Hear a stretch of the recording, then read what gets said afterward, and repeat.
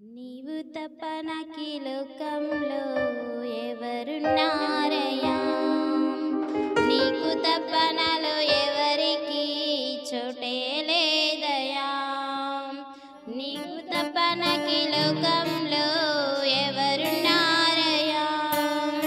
నీకు తప్ప నాలో ఎవరికి చోటే లేదయ్యా. దావీదు కుమారుడా నన్ను దాటిపోకయా, నజరేతు వాడా నన్ను విడిచిపోకయా. దావీదు కుమారుడా నన్ను దాటిపోకయా, నజరేతు వాడా నన్ను విడిచిపోకయా. నీవు తప్ప నాకీ లోకంలో ఎవరున్నారయ్యా? నీకు తప్ప నాలో ఎవరికి చోటే లేదయ్యా. గుడివాడినయ్యా నా కనులు తెరువవా, మూగవాడినయ్యా నా స్వరమునియ్యవా. గుడివాడినయ్యా నా కనులు తెరువవా, మూగవాడినయ్యా నా స్వరమునియ్యవా. కుంటివాడినయ్యా నా తోడు నడువవా, కుంటివాడినయ్యా నా తోడు నడువవా. దావీదు కుమారుడా నన్ను దాటిపోకయా, నజరేతు వాడా నన్ను విడిచిపోకయా.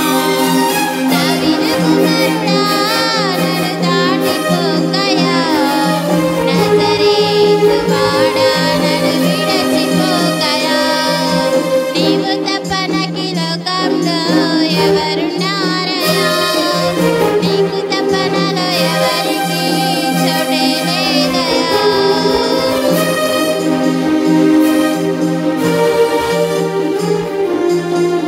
లోకమంతా చూచి నన్ను ఏడిపించినా, జాలితో నన్ను చేరదీసినా.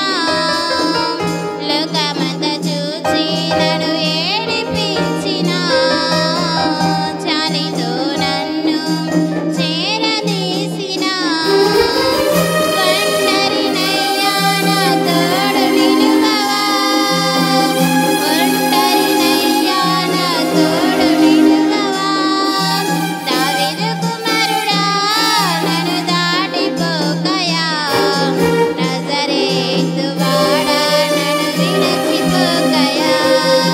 దావీదు కుమారుడా నన్ను దాటిపోకయా, నజరేతు వాడా నన్ను విడిచిపోకయా.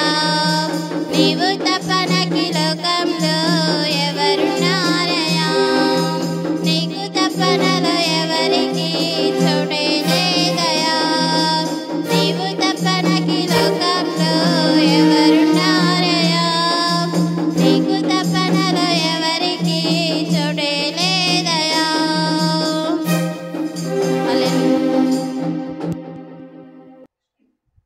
దేవుని పరిశుద్ధ నామమునకు మహిమ కలుగును గాక. ప్రియులరా, మరి ఈ ప్రత్యేక సమయంలో దేవుని పరిశుద్ధ గ్రంథం మనం చదువుచుండగా లేచి నిలబడి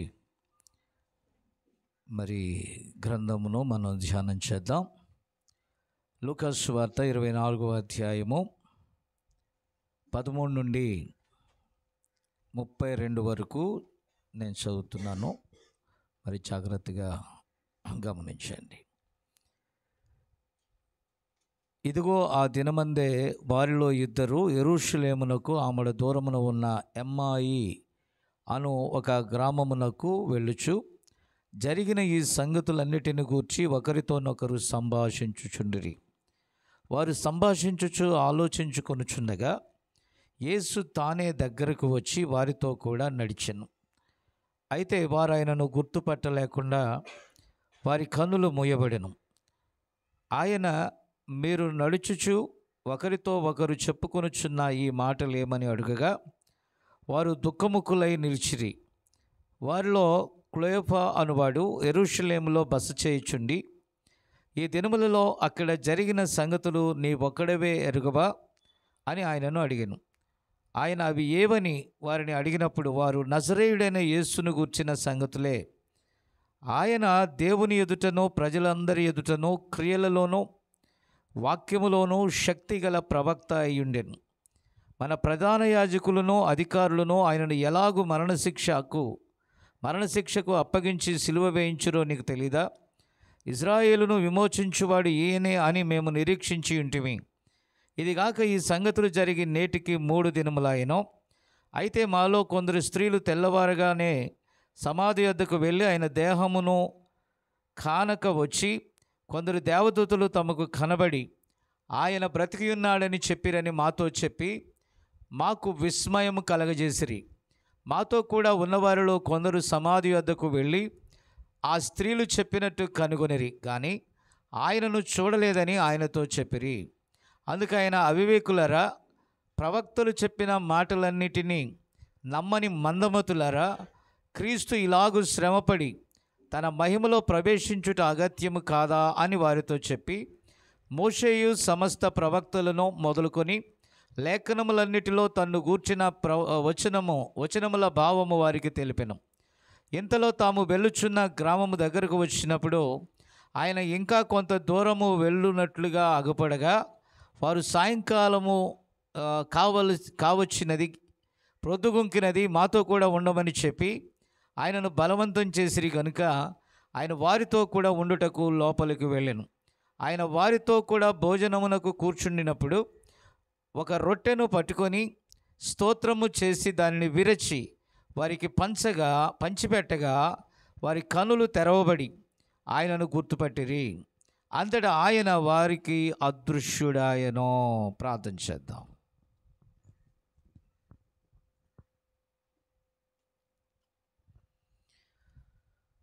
స్తోత్రం మా ప్రియ యేసురాజా, నీకు వందనాలు నాయనా. తిరిగి డిసెంబర్ నెల మొదటి ఆదివారపు దినములోనికి మమ్మల్ని క్షేమంగా కాచి కాపాడి నడిపించారు. గత దినములన్నిట కాపాడిన నీ కృప, వివిధ ప్రయాణములలోనూ, ఆయా సభలలోనూ, ఆయా స్థలములలోనూ మమ్మలను కాచి క్షేమంగా ఈ చిన్న వధువు యొద్దకు మీరు నడిపించారు. ఈ చిన్న పరిచర్యను మీరు దీవించండి నాయనా. మేము విస్తారమైన జనములను కోరుకోనట్లేదు, కానీ శ్రేష్టమైన వాక్యపు ఆసక్తి కలిగిన నిజ విత్తనముల కొరకు ఆశతో మేము కనిపెట్టుకొని ఉన్నాము. దేవా, చదవబడిన ఈ లేఖనము ద్వారా నీ పిల్లలతో మాతో మాట్లాడు నాయన. ఈ గడియకు ఒక వర్తమానికును నువ్వు పంపావని మేము నమ్మాము. ఆ వర్తమానములో నుండి కొన్నిటిని మేము ధ్యానిస్తుండగా, దేవా, ఈ వాక్యమును నాయన నీ పరిశుద్ధాత్మ ద్వారానే నీవు మాకు పంపావు గనుక మీరే రంగం మీదకు వచ్చి దాన్ని విరిచి మరలా మాకు ఈ కాలానికి తగినట్లుగా వాటిని లేఖనములను గుర్తు చేసి బలపరచండి ప్రభా. తద్వారా నీ నామానికి మహిమ తెచ్చుకో. నేను ఇది రికార్డ్ చేయబడి వెళ్ళుచున్న వారికి కానీ, ఫోన్ కాన్ఫరెన్స్లో ఉన్నవారికి కానీ, స్థానికంగా ఉన్న ఈ చిన్న వధువుకు కానీ ప్రభా, ఎవరికది మేలుకరమో దాన్ని నువ్వు ఆ రీతిగా మలచమని ప్రార్థిస్తున్నాను. తద్వారా నీ నామము మహిమ పొందులాగున నన్ను నేను తగ్గించుకొనుచు నీ నామాన్ని హెచ్చిస్తూ మా ప్రభును రక్షకుడైన యేసుక్రీస్తు నామమున అడుగుచున్నాము. Amen, amen, amen. దయచేసి కూర్చోండి. ప్రియులారా, ఈ దిన వాక్యమేమనగా, ప్రవచనము ద్వారా స్పష్టపరచబడిన ఆధునిక సంగతులు. దీని మీద రాశాను చూడండి. ప్రవచనము ద్వారా స్పష్టపరచబడిన ఆధునిక సంగతులు. ప్రియులారా, ఇది ఎవరిని లేకపోతే క్షణిక ఆనందం పొందేటట్టుగా చేయదు, కానీ అది మండించే విధంగా ఉండాలనేది దేవుని ప్రణాళికలో అత్యవసరమైన విషయమై ఉన్నది. ప్రియులారా, ఈరోజు క్రైస్తవ్యము ఎలా మారిపోయిందని అంటే ఒక మతముగా మారిపోయింది. నా మాట విన్నారా? భారతదేశంలో మేజర్ మతాలుగా ఉన్నవి క్రైస్తవులు, ముస్లింలు, హిందువులు, సిక్కులు, బౌద్ధులు, జైనులు. విన్నారా? ఇలాగున క్రైస్తవులకు కూడా క్రైస్తవ్యము కూడా మతములో ఒక భాగమైనది. పిల్లరా, బైబిల్ గ్రంథము మిగతా గ్రంథాలు నేను బీడీ చేసేటప్పుడు కొన్ని గ్రంథాలను ఆ తెలుగు సబ్జెక్టు నాది సోషల్ సబ్జెక్ట్. అది నేను తీసుకున్నప్పుడు వివిధ ఇతిహాసాలు, పురాణాలు, ఆ గ్రంథముల యొక్క విశ్లేషణ కొంత ఉంటుంది. మీరు దయచేసి గమనించాలి. వాటన్నిటినీ నేను చూసినప్పుడు ఏ గ్రంథమో వారి విశ్వాసానికి తగినది, ఒకటి ఎక్కువ ఒకటి తక్కువ అని నేను అనను. కానీ బైబిల్ గ్రంథము మాత్రమే వర్తమాన, భూత, భవిష్యత్ కాలాలను గురించి మాట్లాడుతూ ఉందండి. అయితే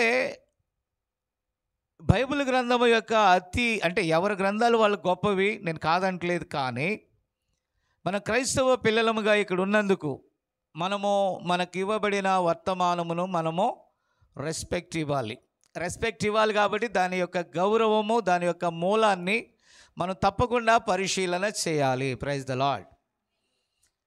బైబిల్ యొక్క సారాంశం ఏంటంటే, దేవుడు ఉన్నాడు, దేవునికి ఒక కుటుంబం ఉంది, ఆ కుటుంబ సభ్యులుగా మనం ఉన్నాం. మనము దేవుణ్ణి తయారు చేసుకోలేదు, కానీ ఆయనే మనలను తయారు చేసినట్టుగా బైబిల్ చెప్తుందండి. తెలుగు బైబిల్లో ఆదియందు దేవుడు భూమి నుండి ఆకాశములను చేశాడు అన్నట్టుగా ఉంటుంది.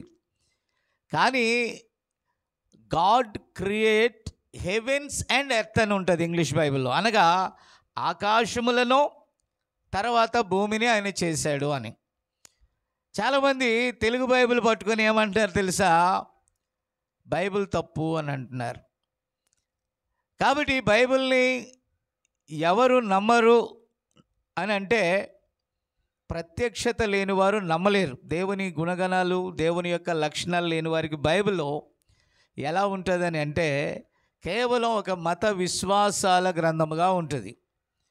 బైబిల్లో మనం హోటల్లోకి వెళ్ళి మనకు నచ్చిన వంట తినడం కాదు. బైబిల్లో ఆదికాండం మొదలుకొని ప్రకటన గ్రంథంలో ఉన్న అన్నీ పరిశీలిస్తేనే దేవుడు ఎవరో నీకు అర్థమవుతుందండి. ఆమేన్.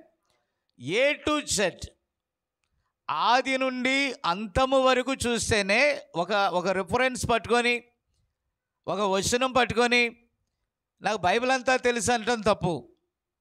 నా మాట విన్నారా? కాబట్టి సముద్రంలో నీరంతా తెలియజేయడానికి ఒక స్పూనుడు సరిపోద్ది, కానీ బైబిల్కి ఒక స్పూనుడు చాలదు. బైబిల్ వాక్యాన్ని నువ్వు ధ్యానించుట కంటే బైబిలే నిన్ను పరిశోధించేదిగా ఉంటుంది. నా మాట అర్థమవుతుందా మీకు? ఏదో థియాలజీ చెప్పినట్టుగా అనిపిస్తుందా? నేను చెప్పేది ఏంటంటే, బైబిల్ క్లియర్గా ఉంది. ఆది యందు వాక్యం ఉండెను, వాక్యము దేవుని యొద్ద ఉండెను, వాక్యమే దేవుడై ఉండెను, మరలా ఆ వాక్యము శరీరధారి అయినది. ముందు వాక్యముగా పలకబడినదే శరీరముగా మన మధ్యకు వచ్చినది. ఇప్పుడు మనం చూసాం, యెరూషలేములో ఎమ్మాయి మార్గములో కొంతమంది నడుచుకుంటూ ఆ పట్టణములో జరిగిన యేసయ్యను గూర్చిన కార్యాలను తలపోసుకునిచున్నారు. కొందరు ప్రవక్తని నమ్ముతున్నారు, కొందరు నీతిమంతుడని నమ్ముతున్నారు, కొందరు మంచి బోధకుడని నమ్ముతున్నారు. అయితే వారు ఎందుకు కన్ఫ్యూజ్ అయ్యారని అంటే, ఆదికాండములో నుంచి మనం చూసుకుంటా వస్తే ప్రతి ప్రవక్త, పాత నిబంధన ముగింపు వరకు ప్రతి ప్రవక్త ఏం చెప్పాడంటే, యేసు ప్రభు యొక్క రాకడను గూర్చి మాట్లాడారు, మొదటి రాకడను గూర్చి. ఆమేన్. మోషే అన్నాడు, నా వంటి ఒక ప్రవక్తను మీ కొరకు పుట్టిస్తాడు దేవుడు అన్నాడు. అతని మాట మీరు వినాలి అన్నాడండి. ఆమేన్. అలాగే యెషయా చెప్పాడు, ఆయన ఆశ్చర్యకరుడు, ఆలోచనకర్త, బలవంతుడైన దేవుడు, నిత్యుడగు తండ్రి, సమాధానకర్తయగు అధిపతి. యెషయా 9:6.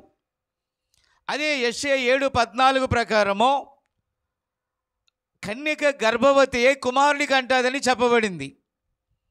ఆదికాండము 3వ అధ్యాయము 15వ వచనం ప్రకారము విన్నారా? నీ సంతానమునకు అనగా సర్ప సంతానమునకును స్త్రీ సంతానమునకు మధ్య వైరము అని. ఇలాగిన రామాలో అంగలార్పు వినపడును అని ఇర్మియా. అలాగే అల్పమైన బెత్లెహేమ మీకా చెప్పాడు, నీవు ఎంత మాత్రమును అల్పమైన దానవి కావు అని చెప్పాడు. కాబట్టి ఆయన దావీదు కుమారుడిగా దావీదు వంశములో ఆయన పుట్టవలసి ఉన్నది. ఎందుకంటే దావీదు అన్నాడు, నీవు నీ పరిశుద్ధిని కుళ్ళు పట్టనివ్వవు. ఆమేన్. కాబట్టి ఆది కాండము నుండి మలాకి గ్రంథం వరకు ప్రవక్తలందరూ ఏదైతే చెప్పారో ఆమేన్, అలాగే ఆయన పుట్టాడు. ఎలా పుట్టాడు? లేఖనాలన్నిటినీ. అందుకే ప్రభు వచ్చి అన్నాడు, మీరు లేఖనములనైనను నన్నైనను మీరు ఎరగకపోవటానికి గల కారణం, నన్ను గూర్చి మీకు తెలియాలంటే మీరు లేఖనములను పరిశోధించండి అన్నాడు. ఆమేన్.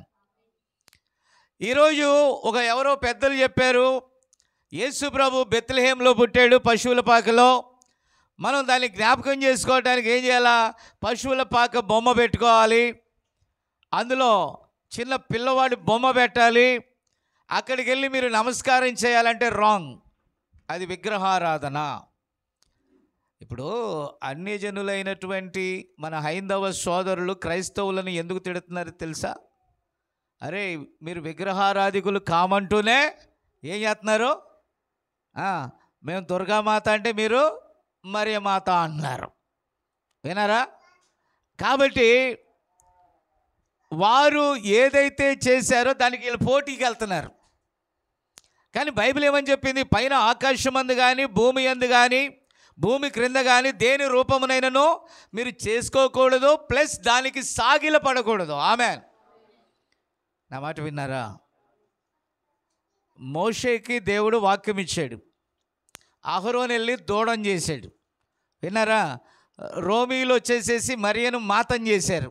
ఈరోజు సేవకులు వచ్చి వారికున్న బిషప్పులను డీడీలను విగ్రహాలుగా చేసుకొని వారు చెప్పిందే బైబిల్. ఇప్పుడు బైబిల్ పక్కన పెట్టేశారు. ఏది పక్కన పెట్టారు? బైబిల్కి ఏ సేవకుడు వ్యాఖ్యానం చేయలేడు. ఎందుకనంటే ప్రతి వాక్యమో దేవుని వాక్యమో దానికి తర్జుమా చేయాలి, లేకపోతే దానిని వ్యాఖ్యానించాలంటే ఒక్క ప్రవక్తకే సాధ్యం అది. ఎందుకనంటే దేవుని వాక్యము ప్రవక్తల దగ్గరికే వస్తుంది, కానీ ఈ బిషప్పుల దగ్గరికి, డీడీల దగ్గరికి, బీడీల దగ్గరికి, పిహెచ్డీల దగ్గరికి, ఈ భౌతిక తత్వవేత్తల దగ్గరికి అది రాదు. ఉన్నదాన్ని వారు విశ్లేషించగలరు, కానీ ప్రవచనాత్మకంగా వారు తీసుకోవటానికి వారికి కావలసిన పరిశుద్ధాత్మ శక్తి వాళ్ళకి లేదు.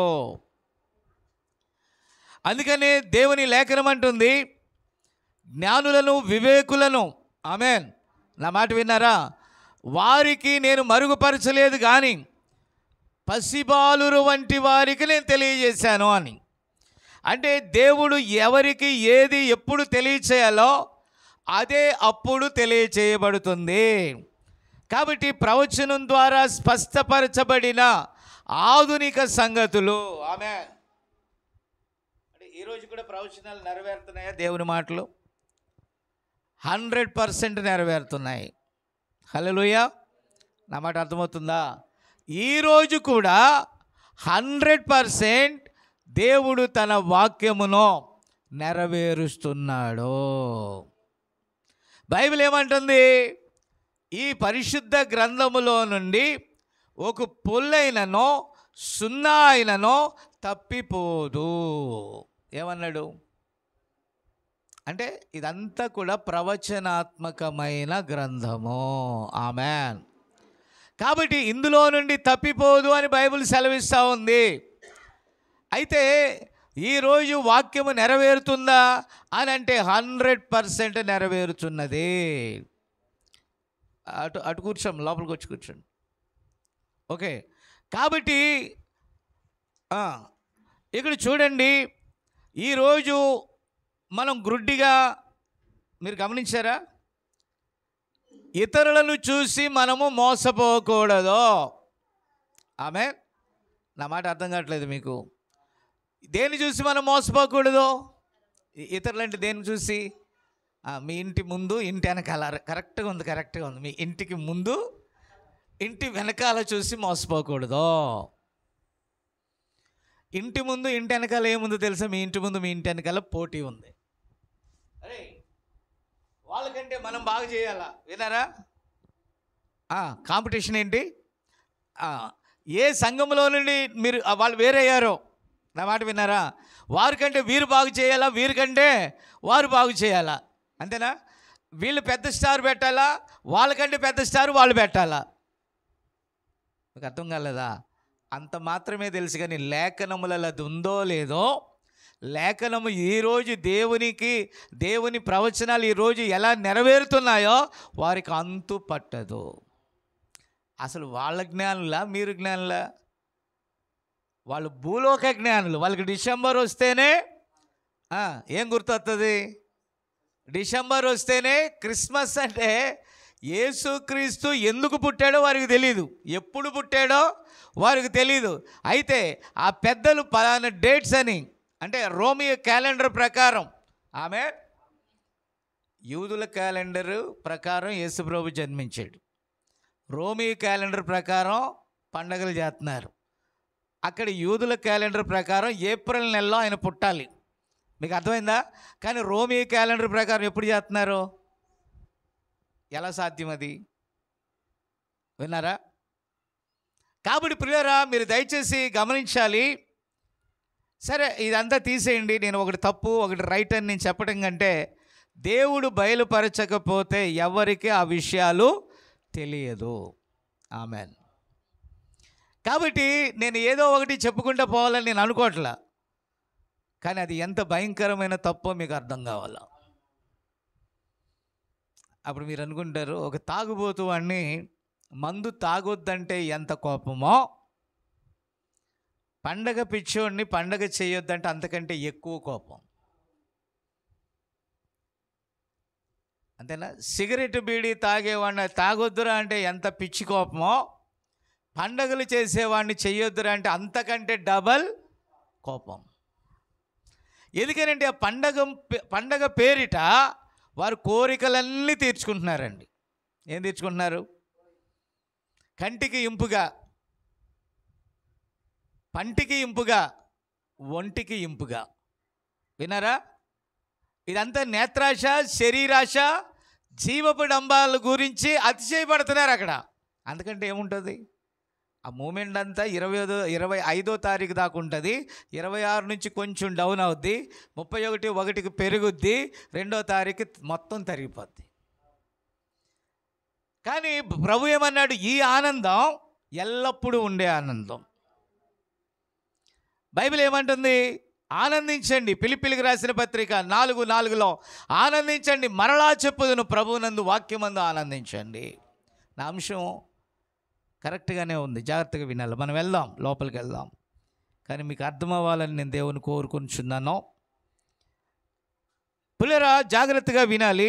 ఎందుకంటే చాలా తేలిగ్గానే నేను ముగిస్తా. ఏ నెల అంశాలు ఆ నెలలో నేను బోధిస్తున్నాను. పిల్లరా, ఇక్కడ మనం గమనిస్తే యేసు ప్రభు వారిని ఏమన్నాడంటే, ఎమ్మాయి మార్గంలో, మీరు ఎందుకు గ్రుడ్డివారై ఉన్నారు? లేఖనముల ప్రకారం ఆయన జన్మించాడు, లేఖనముల ప్రకారం ఆయన అక్కడ పెరిగాడు, లేఖనముల ప్రకారం మనుషుల చేతికి అప్పగించబడ్డాడు, లేఖనముల ప్రకారం ఆయన సిలువ వేయబడ్డాడు, లేఖనముల ప్రకారం సమాధి చేయబడ్డాడు, లేఖనముల ప్రకారమే తిరిగి లేచాడు. వారు ఏమనుకుంటున్నారు? అయ్యో పాపం, ఈరోజు కూడా ఇప్పుడు జరిగే సంగతిని పట్టించుకోరు, కానీ ఎప్పుడో జరిగిపోయిన సంగతులను గురించి గొప్పగా చెప్పుకుంటున్నారు. మీకు అర్థం చేసుకోవాలి. అది ఈరోజు దేవుడు రన్నింగ్లో ఉన్నాడా లేదా చెప్పండి నాకు. ఈరోజు నీతో మాట్లాడతాడా లేదా? హెబ్రీ 13:8 ప్రకారం ఆయన నిన్న నేడు నిరంతరం మారని దేవుడు కాదా? మార్పు లేని దేవుడు కాదా? అంటే ఆ రోజు ఉన్నట్లయితే దేవుడు ఈరోజు ఉన్నాడంటే ఈరోజు నమ్మరు, కానీ ఆయన్ని కథా కాలక్షేపాలుగా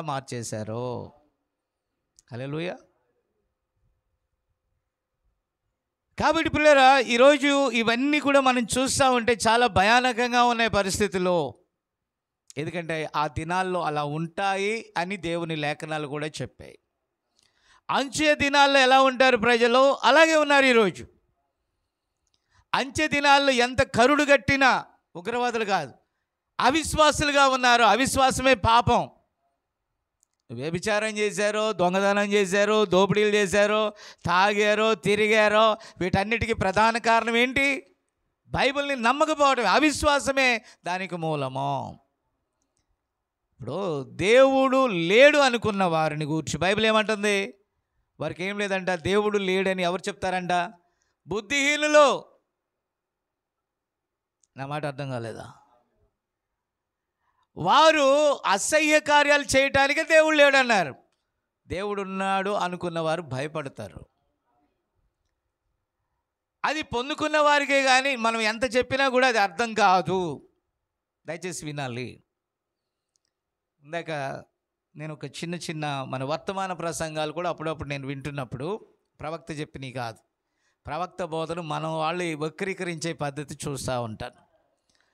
కాబట్టి ఒక వ్యక్తిని గురించి మరొక వ్యక్తులు అంటూ ఉన్నారు, అబ్బా 7 ముద్రలు వండర్ఫుల్గా వివరిస్తాడండి.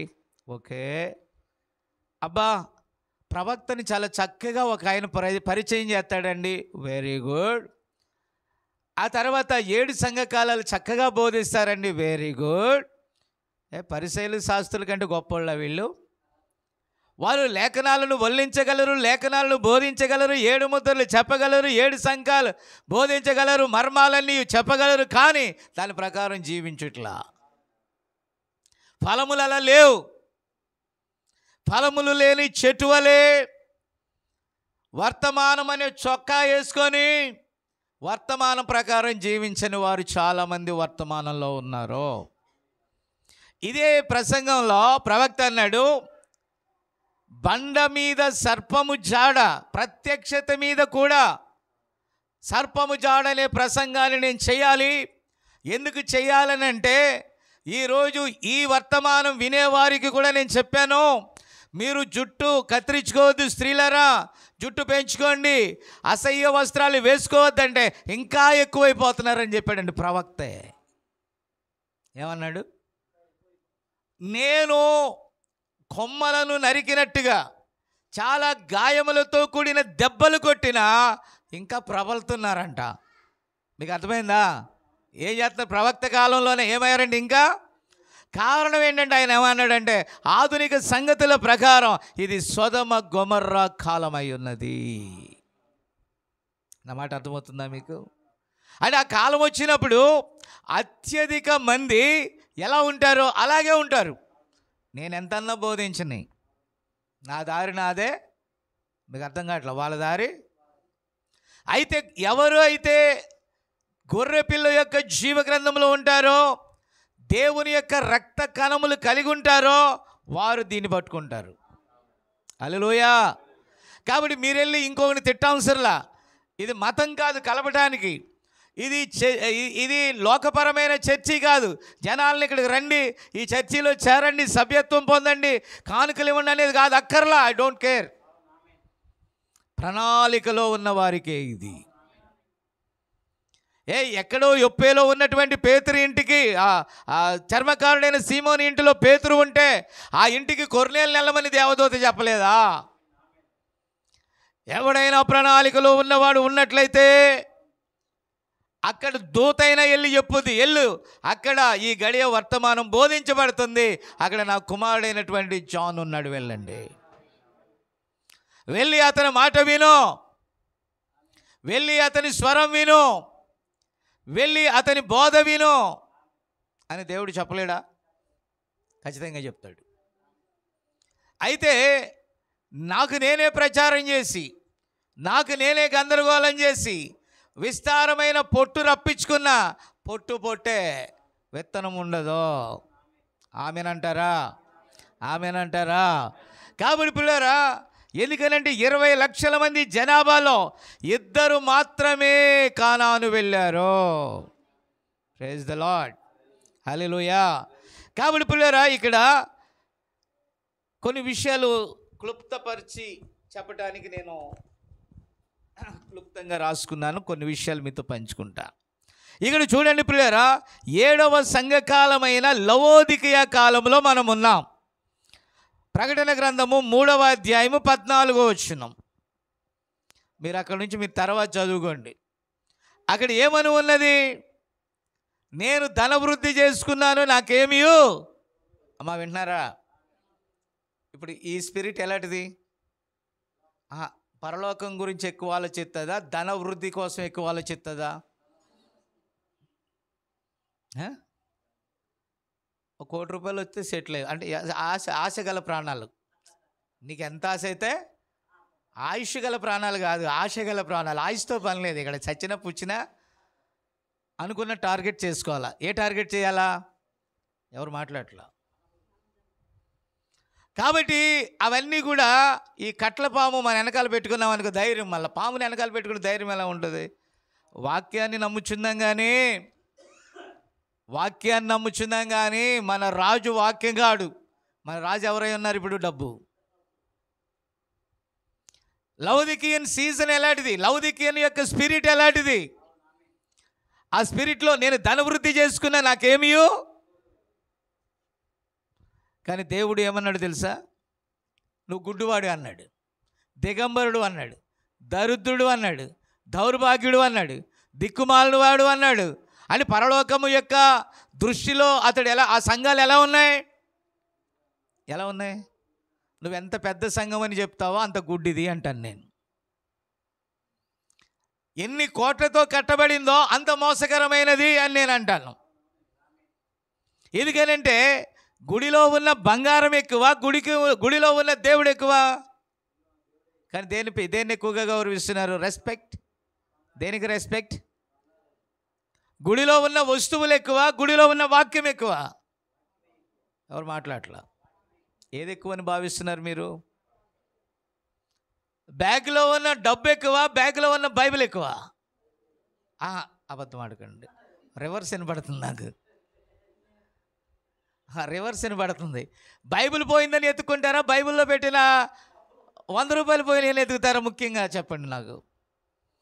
పరిశుద్ధ గ్రంథం పోయితే ఎత్తుకుతారా? పరిశుద్ధ గ్రంథంలో డబ్బులు పెట్టితే పోతే ఎత్తుకుతారా?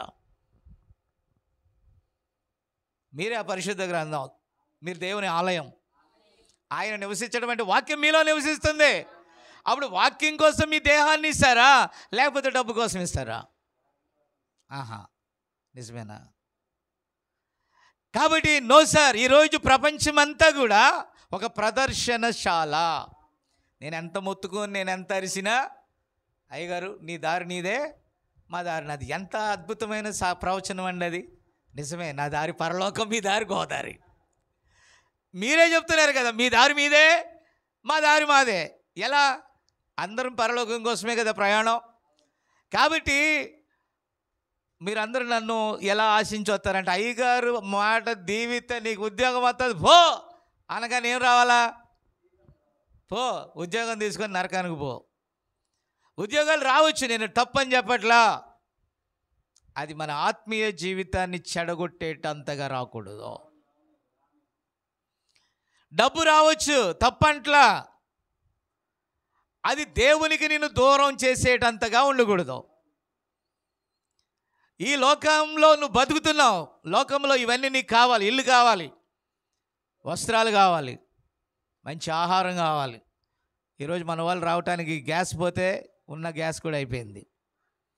గ్యాస్ కోసం లాస్ అయ్యారు, అవునా? మరి అవి కావాలి. అది వద్దని దేవుడు చెప్పాడా? చెప్పలా. కానీ మొదట వెతకవలసిన వాటిని చూడమన్నాడు దేవుడు. హల్లెలూయా. కాబట్టి ప్రియులారా, ఈ లౌదికీయ సంఘకాలం యొక్క స్పిరిట్లోనే మనం ఉన్నాం ఈరోజు.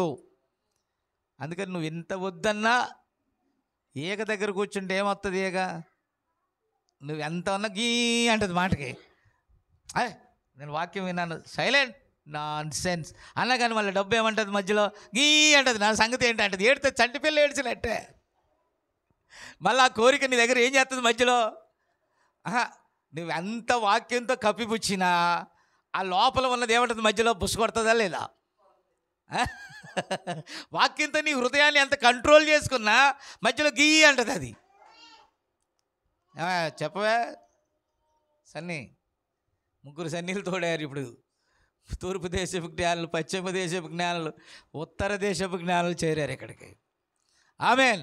కాబట్టి ప్రియమైన దేవుని బిడ్డలారా, ఇక్కడ గమనిస్తే లౌదికీయ కాలము బహు చెడ్డ కాలము, గ్రుటి కాలము, దిగంబర కాలము, దౌర్భాగ్యపు కాలము. వాక్యాన్ని వారు వినరని కాదు, వాక్యాన్ని వింటారు కానీ పాటించరు. భక్తి లేని కాలమని కాదు, భక్తి గల కాలమే, కానీ దాని శక్తిని ఎరగని కాలం. పూర్తిగా అవిశ్వాసులు కాదు, పూర్తిగా విశ్వాసులు కాదు. ఎలాంటి కాలము? 3 రకాల క్యాడర్స్ ఉన్నాయి. విశ్వాసి, అవిశ్వాసి, నులివెచ్చని విశ్వాసి. ఎగ్జాంపుల్ చెప్తాను వినండి. అబ్రహాము పరిపూర్ణ విశ్వాసి, లోతు అసంపూర్ణ విశ్వాసి. అంటే అవిశ్వాసి కాదు, విశ్వాసి కాదు, నులివెచ్చని. సొదొమ గొమొర్రా ప్రజలు అవిశ్వాసులు. మరలా చెప్తున్నా వినండి. అబ్రహాము పరిపూర్ణ విశ్వాసి, సొదొమ గొమొర్రా జనులు అవిశ్వాసులు, లోతు అల్ప విశ్వాసి. 3 కైండ్ ఆఫ్ పీపుల్. విన్నారా? అబ్రహాం ఏమన్నాడు? అబ్రహాముకు ప్రత్యక్షత ఉంది.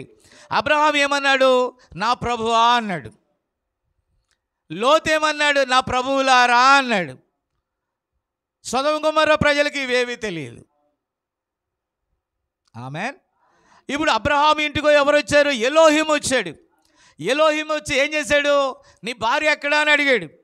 ఏది నీ సంఘం ఎక్కడా అన్నాడు. నా వాగ్దాన నెరవేర్పు గల కేంద్రం ఎక్కడుంది అని అడిగాడు. ఇంట్లో ఉందని చెప్పాడు. విన్నారా? కానీ అబ్రహాము ఇంటికి ఎలోహిం వచ్చినప్పుడు అబ్రహాం గుర్తించాడు, వాగ్దానమును గుర్తించాడు. వాగ్దానము నెరవేర్పు జరిగింది అక్కడ. లోతు ఇంటికి కూడా 2 దేవదూతలు వెళ్ళారండి. వెళ్ళారా? 2 దేవదూతలు వెళ్ళారా? ఆమేన్.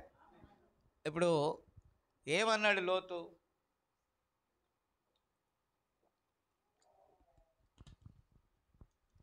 ఏమన్నాడంటే నా ప్రభువులారా అన్నాడు. ఇది అబ్రహాం ఇండ్లు వంటిది. ఇక్కడ దేవుడు ఒక్కడే అని మనం చెప్తున్నాం. ఆ యెహోవాయే యేసుక్రీస్తుగా మన మధ్యకు వచ్చాడు అని చెప్తున్నాం. యెహోవా అంటే ఎవరు? పలకబడిన ఆ లోగోస్ శరీరధారి అయి మన మధ్యకు వచ్చింది. ఆమె ఎవరు మాట్లాడట్లేదు. అయితే అక్కడ ఉన్నారు సొదొమ గొమొర్రా చర్చెస్. వారు పండగలు, ఉత్సవ కాలాలు, అన్ని కాలాలు టైం టు టైము చేస్తారు. అది రోమ్, బాబిలోన్. ఈ బాబిలోనియా పండగలన్నిటినీ తెచ్చి, ఈ రోమీల పండగలన్నీ తెచ్చి క్రైస్తవ్యంలో పెట్టిన వారు. ఆమేన్. ఇప్పుడు వారు ఎవరిని తయారు చేస్తారు? మిక్స్డ్ పీపుల్ తయారు చేస్తారు. హల్లెలూయా. అక్కడికి వెళ్తే ఏమైపోతారు మీరు? ఏమవుతారు? అటు గుర్రము గాడిద, గాడిద కాదు, విచిత్ర గాడిద పుడుతుంది. అదే గాడిద కంచర గాడిద. అటు బైబిలు కాదు, ఇటు అవిశ్వాసము కాదు, మిక్స్డ్ తరగతి పుడతారు అక్కడ. ఎలాంటి తరగతి? అప్పుడు దాంట్లో ఈ సొదొమ గొమొర్రా ఎలాంటిదంటే హాలీవుడ్, బాలీవుడ్ వస్తే కలిపేస్తుంది. దాంట్లో ఏదొచ్చినా అంతా మన మంచికే అంటది. అది సినిమాలు వచ్చినా అంతా మన మంచికే అంటది. లోకం వచ్చినా అంతా మన మంచికే అంటది.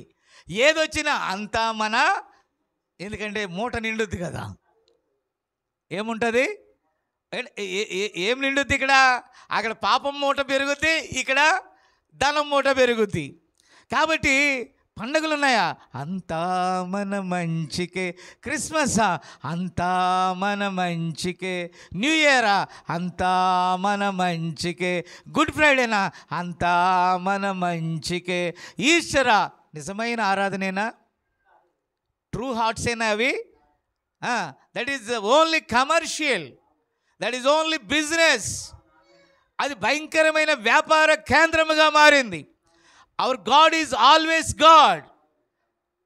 Yesterday, today, forever. మనం ఆయన ఆరాధన చేయాలి. అక్కడ పర్టికులర్ టయాల్లో కాదు ఆరాధన, ఆల్వేస్ మనం ఆయనకు వర్షిప్ చేయాలి. ఆయన నిరంతర స్తోత్రార్హుడు. పర్టిక్యులర్ టయాలలో మాత్రమే స్తోత్రార్హుడు కాదు. ఆమేన్. నా మాట వినబడుతుందా? హల్లెలూయా. కానీ ఈ లౌదికియన్ ఏజ్ ఎంత భయంకరమైన కాలం అంటే అన్నిటినీ తెచ్చి దాంతో కలిపేసుకుందండి. నా మాట వింటున్నారా మీరు? అర్థమవుతుందా మీకు? కాబట్టి ఇప్పుడు సొదొమ గొమొర్రాలోకి ఇద్దరు దేవదూతలు వెళ్ళారు. ఎందుకు వెళ్ళారు తెలుసా? వాళ్ళు కళ్ళు మూయటానికి వెళ్ళారు. ఏం చేయడానికి వెళ్ళారు? వాగ్దానము ద్వారా కళ్ళు తెరిసే ఆయన ఎలోహిముగా ఎక్కడున్నాడు? అబ్రహాం ఇంట్లో ఉన్నాడు. ఈ పండగలు చేసే వాళ్ళ దగ్గరికి ఎవరు వెళ్ళారు? అవిశ్వాసులు ఎప్పుడు వస్తారు చర్చిలకి? రాజకీయ నాయకులు ఎప్పుడు వస్తారు? సొదొమ గొమొర్రా ప్రజలు ఎప్పుడు వస్తారు చర్చిలకి? చెప్పట్లేదు మీరు. లోతు భార్య వెళ్ళి ఎవరిని తీసుకొస్తుంది? లోతు భార్య అంటే లోతు సంఘం. అది ఎవరిని తీసుకొస్తుంది? తన కుమార్తెలనంటే తన పిల్లలకి, యోగ్యులైన పిల్లలకి ఎవరిని తీసుకొస్తుంది? మాట్లాడలా. ఆ ఊరు రాజుల యొక్క పిల్లలను తీసుకొస్తుంది. ఎవరిని తీసుకొచ్చింది? ఎందుకంటే వీరు నాజీరు చేయబడిన వారు, సున్నతి చేయబడిన ఇంటిలో నుండి సున్నతి లేని ప్రజలను చేర్చుకుంటుంది. మనం ప్యూర్, వేరే సున్నతి లేని వారితో మనకు కనెక్షన్ లేదు. ఇది స్పిరిచువల్ సున్నతి. అర్థమవుతుందా? మనం అబ్రహాము యొక్క రాజ సంతానము. అబ్రహాము యొక్క భౌతిక సంతానములలో ఇష్మాయేలు, ఇస్సాకు కూడా భౌతిక సంతానమే. వాక్యం వలన పుట్టిన మనమే ఆత్మీయ సంతానం. మీరు దయచేసి గమనించాలి. యోసేపు కుమారులలో యాకోబు ఇలా ఆశీర్వదించాడు. ఎలా అంటే జ్యేష్ఠత్వము ఉండాల్సిన వాడికి చిన్నవాడి మీద కుడి చేతిని, పెద్దవాడి మీద ఎడం చేతిని పెట్టి మార్చేశాడు. ఆమేన్. కాబట్టి వాస్తవంగా భౌతిక వారసుడు ఎవరు? యూదుడు. యూదుడికి రావలసిన కృపను దేవుడు మనకిచ్చాడు. హల్లెలూయా. కాబట్టి అబ్రహాము యొక్క రాజ సంతానం ఎవరో కాదు, మనమే అబ్రహాము యొక్క రాజ సంతానం అయి ఉన్నాము. అయ్యుండి మళ్ళా యూదుల ఆచారాల గురించి ఆలోచిస్తున్నాం. మనం యూదుల పద్ధతులు ఆలోచిస్తున్నాం. ధర్మశాస్త్ర సంబంధమైన నీడను మనం వెంటాడుతున్నాం. అయితే ఈరోజు ఆత్మ సంబంధమైన ప్రత్యక్షత అవసరం. హల్లెలూయా, హల్లెలూయా. నేను చెప్పేది అర్థం కావట్లేదా మీకు? ఇక్కడ ఏం జరిగింది చెప్పండి. ఇక్కడ ఏం జరిగింది అని అంటే, కళ్ళు మూసేవాళ్ళు వస్తే వాళ్ళు అన్నారు, మా దగ్గరికి ఎవరు వచ్చినా కలిపేసుకునే అలవాటు ఉంది. బబులోనీళ్ళు ఏమన్నారమ్మా? మా అమ్మాయిలే తీసుకున్నావు కదా, తీసుకో అంటే మీ అమ్మాయిలు కాదు, మీ ఇంటికి వచ్చిన పరిశుద్ధులతో కూడా మేము తప్పుడు సిద్ధాంతాలు కలిపేస్తాం అన్నారు, ఆత్మీయ వ్యభిచారంగా. అయితే దూతలు ఏం చేశారు? కళ్ళు మూశారు. తగండి. లోతు భార్య ఏం చేసింది? నా మాట విన్నారా? లోతు భార్య ఏం చేసింది? లోకంతో జత కట్టింది. దేంతో జత కట్టింది? దేవుని వాక్యం ఏమంటుంది? ఈ లోక స్నేహము దేవునితో వైరము అంటుంది. ఇప్పుడు ఆమె ఏం చేసింది? ఆ సంఘం ఏం చేసింది? సొదొమ గొమొర్రా సంఘం ఏం చేసింది? అమ్మా, నేను చెప్పేది అర్థం కావట్లేదమ్మా. మీరు ఎక్కడి నుంచి? సొదొమ నుంచి వచ్చారా? అర్థం కాలేదు. కాబట్టి ఇక నేను చెప్పేది ఏంటంటే, రాలేదంటుంది. ఇప్పుడు అర్థమైంది. దేవునికి స్తోత్రం కలుగును గాక. మీరు దయచేసి గమనిస్తే రాజసంతానం మనం. రాజసంతానము కాబట్టి రాజు యొక్క పేరిట బాప్టిజం పొందాం. రాజు యొక్క పిల్లలుగా పిలువబడి ఆయన ఆత్మ ద్వారా మనం గుర్తింపబడిన వారం.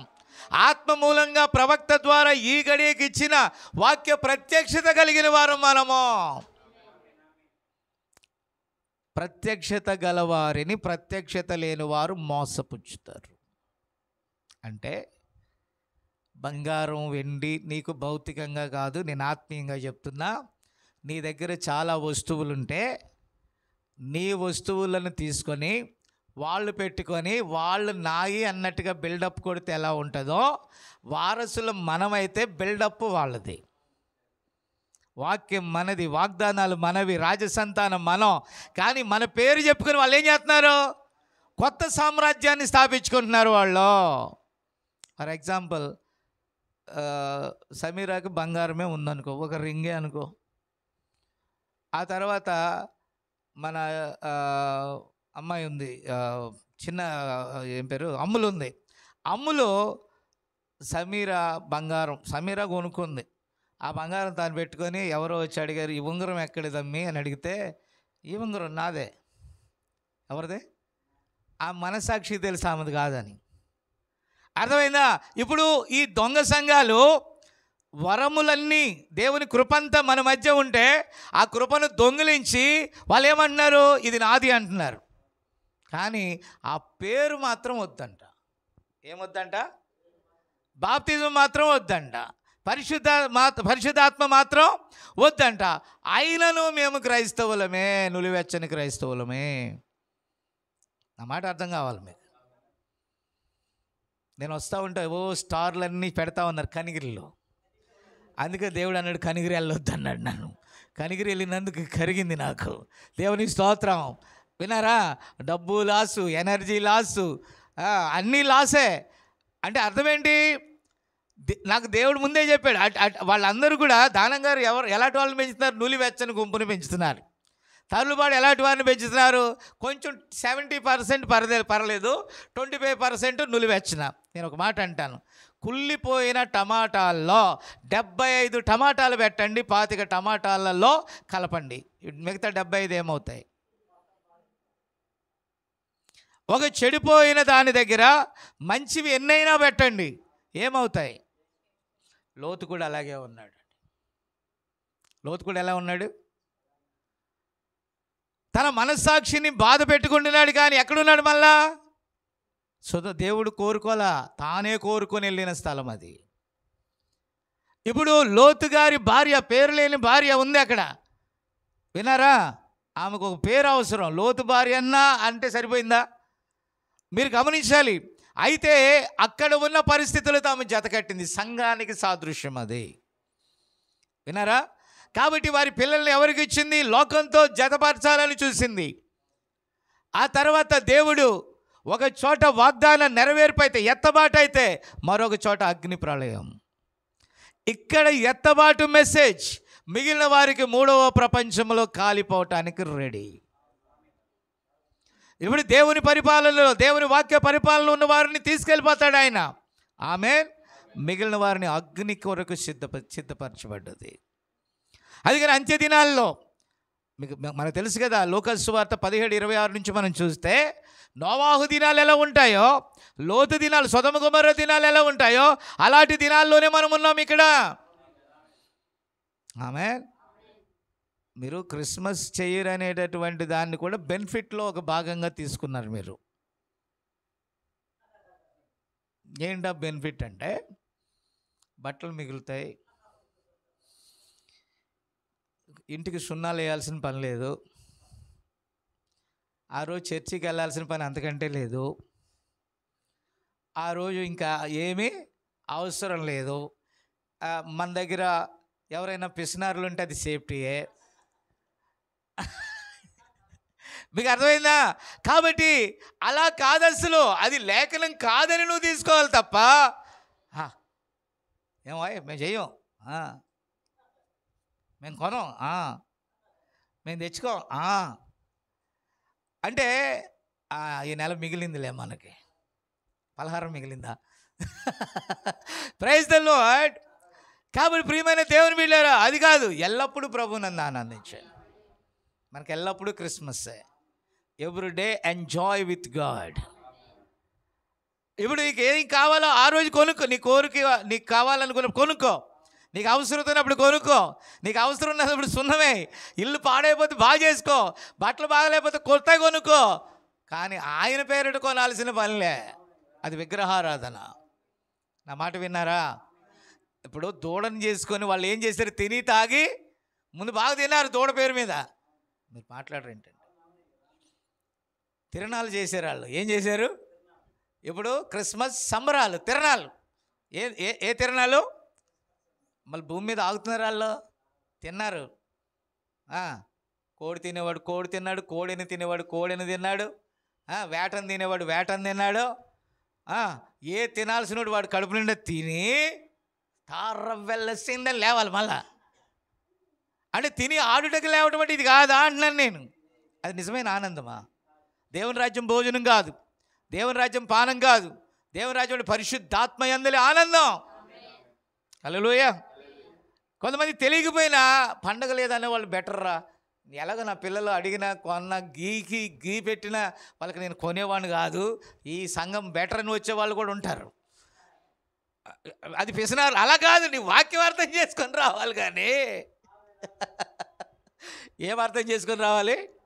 నువ్వు ఎందుకు చేయకూడదు అర్థం చేసుకొని రావాలి. కానీ డబ్బులు మిగులుతాయని వస్తే అలాగా దట్ ఈజ్ నాట్, అది కరెక్ట్ అయిన పద్ధతి కాదు. ఆమేన్. అంతేనంటారా?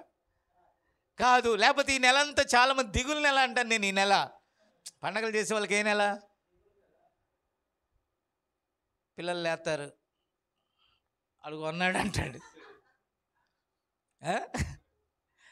కాబట్టి మంచి బిజినెస్ టైం ఇది, అవునా?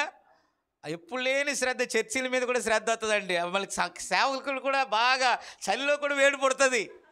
ఎందుకంటే ఏంటి అయ్యగారు ఏంటి చర్చిని పట్టించుకోవట్లా? అబ్బో ఎంత భక్తి! ఎప్పుడు గుర్తొచ్చింది చర్చి? ఎప్పుడు గుర్తొచ్చింది? అప్పటికప్పుడు. అంతకు ముందంతా అది మురికి పట్టి ఉంటుంది. ఎప్పుడు తుడవాలా? యేసు ప్రభుని పుట్టించడానికి దాన్ని అంతా కడగాల. దేవుడు కోరుకునే ఆలయాలు అవి కావు. మీరు దేవుని ఆలయమై ఉన్నారనియు దేవుని ఆత్మ మీలో నివసించుచున్నాడని మీరు ఎరగరా? ఆయన మనలో నివసించాలని కోరుకుంటే నిజంగానే ఈ భూమి మీద నా ప్రభు అయిన యేసయ్యకి ఆయన శరీరధారిగా పుడితే ఏ రాజు ఇళ్లల్లో పుట్టాడు ఆయన? ఏ గొప్ప ఇళ్లలో పుట్టాడు ఆయన? ఏ సౌఖ్యం గల స్థలాల్లో పుట్టాడు ఆయన?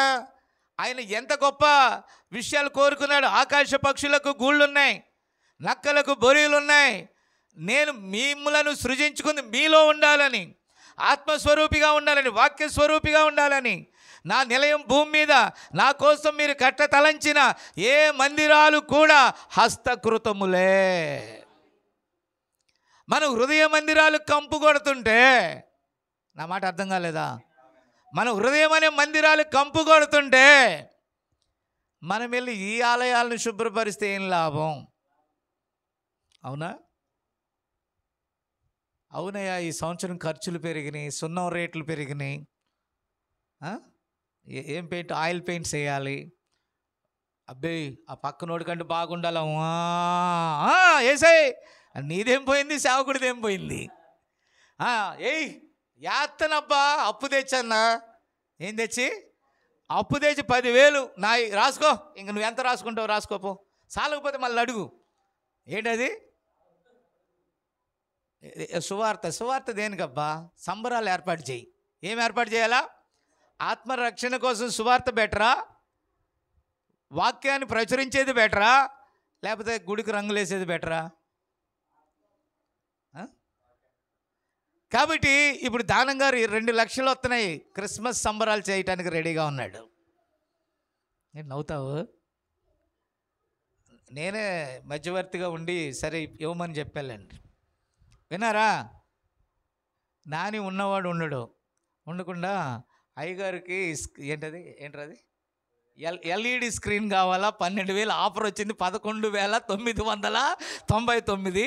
దానం గారు 20 లక్షలు, 2 లక్షల్లో 12,000 ఇవ్వండి, మేము 3 నెలల్లో 12,000 కట్టేస్తాము అని అంటే, అది అందరూ ప్రజల దగ్గర పెట్టి రికార్డ్ అవుతుంది, ప్రజల దగ్గర పెట్టి అందరిని పెట్టి నీకు 10,000, నీకు 10,000, నీకు 10,000, నీకు 10,000. ఇది రాజకీయాలా? ఇవన్నీ రాజకీయాలా? బాబు మీ వడ్డీ వ్యాపారంలో నన్ను తీసేయండి, నాకొద్దు. ఎందుకనంటే యెహోవా ఈరే, నాకు ఏది అవసరం ఆయన ఇస్తాడు. ఆమేన్. కాబట్టి ప్రియమైన దేవుని బిడ్డలారా, ఈ వర్తమానంలోకి వచ్చినా కూడా చచ్చు పుచ్చులు ఇంకా అక్కడే ఉన్నాయండి. విశ్వాసము లేని తరం. నేను అంటాను డైరెక్ట్గా, ఆయన వింటాడు ఈ వాక్యం. నేను అంటాను, ఆయన కొనలేడా? కట్టించలేడా? పొలాలు లేవా? ఒక్క ఇంటి స్థలం కాదు నాయన, లింగంగుంట్లో సగ భాగం అయిందే. దేవుణ్ణి భిక్షగాన్ని చేస్తే నేను ఊరుకోను. నా మాట విన్నారా? నాకేమీ లేవు, కానీ నా దేవుడు రాజే. ఆయన నేను రాజుగానే చూస్తాను. ఆమేన్. నేను ఆయనకి ఏమి ఇవ్వవసరంలా, ఆయనే నాకు ఇచ్చాడు. నాకు ఇచ్చిన దానిలో ఆయన కోసం చేయడం నేను సిగ్గుపడను. ఆమేన్. ఏమిచ్చినా ఇంకా ఆయనకు మనం రుణం ఉంటామండి. హల్లెలూయా, దేవుని స్తోత్రం కలుగును గాక. నాకు ఎక్కడ బాధ అంటే దేవునితో అసలు దేవునికి మనం సందాలు వేయటం ఏంటంటే మన హక్కు అది. నువ్వెంత వేస్తావు, నువ్వెంత వేస్తావు, నువ్వెంత వేస్తావు, అది మన హక్కు. That is our rule. మనం పొందుకున్న దానికి మన విధి అది. అంతేగాని నిజంగా దేవునికి డబ్బాష అయితే బీద విధవరాల దగ్గరికి వెళ్ళి నీకేమైనా మైండ్ ఉందా లేదా, శిలరేస్తావా దీంట్లో, వాళ్ళని చూసి బుద్ధి తెచ్చుకో, బుద్ధి లేదానా, ఎక్కడైనా అప్పని అడిగితే అనేవాడు దేవుడు. కానీ ఆ 2 మీనాలు నాకు ఇష్టమైంది అన్నాడు. ఆయన వాక్యం, ఆయన వాక్యం. ఆయన భౌతికపరమైన మన కానుకల ఎడల లక్ష్య పెట్టాడు. ఆయన మన హృదయాన్ని ఆయన లక్ష్య పెట్టే దేవుడు. ఆమె మరి క్రిస్మస్ టైంలో వాళ్ళు ఏం చెప్తారు? తూర్పు దేశపు జ్ఞానులు ఏమిచ్చారు? ముద్దు మొఖాలారా ఏమిచ్చాడు? బంగారం, వెండి, బోళం ఇచ్చారు. మీరేమిచ్చారు? మీ మొఖాలు తగలయ్యా. ఏమి వాళ్ళు దేవుడు ఏం కోరుకుంటున్నాడు? శరీరమా, హృదయాన్ని కోరుకుంటున్నాడు. దేవుని స్తోత్రం. కాబట్టి పిల్లరా, దేవుడు వాక్యము మన హృదయాలలో నివసించాలని ఆయన కోరుకుంటే మనం ఏం చేస్తున్నాం? ఆచారాలలో ఆయన్ని వెతకాలని చూస్తున్నాం. హల్లెలూయా. ఇది ఈ వారం అవ్వదు, వచ్చే వారం కూడా చూడాలి.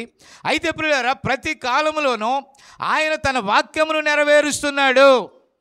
మొదటి కాలంలో యేసయ్య శరీరధారిగా పుడతాడని అంటే ఆయన తన స్వకీయుల మధ్యకు వచ్చాడు. వాక్యము శరీరమైంది, ప్రవచనము శరీరధారిగా ఆయన వచ్చినప్పుడు, మీరు కావాలని చదవండి ఏప్రిల్కి రాసిన పత్రిక 1వ అధ్యాయం 1వ వచనం చదవండి. ఇలాగా త్వరగా నేను చాలా చదివిస్తాను. అంటే నేను అంశాలన్నీ మనకు త్వరగా అయిపోవాలని కోరుకుంటా, అందుకే కొద్దిగా స్పీడ్గా వెళ్తున్నాను. అవి మీరు మళ్ళీ చదవండి, ఆ బుక్స్ చదవండి మళ్ళీ. ఓకే, చదవండి.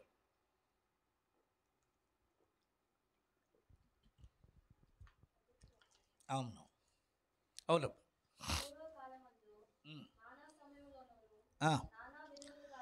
పూర్వకాలమందు నానా సమయములలోను నానా విధములుగాను ప్రవక్తల ద్వారా మాట్లాడిన దేవుడు. అంటే దినముల అంతమందు కుమారుని ద్వారా మాట్లాడాడు. అంటే ఆ వాక్యము సశరీరునిగా మన మధ్యకు వచ్చింది. ఆ వాక్యము మరలా ఎవరికి ఇచ్చాడు? తన అపోస్తులకు ఇచ్చాడు. అపోస్తుల ద్వారా ఎవరికి వెళ్ళింది? 7 సంఘకాల దూతలకు వెళ్ళింది. ఆ తర్వాత లౌదికీయ సంఘకాలానికి ఈ సంఘకాల దూత ద్వారా మళ్ళీ మనకు ఏమొచ్చింది? దూత ద్వారానే వర్తమానం వచ్చింది.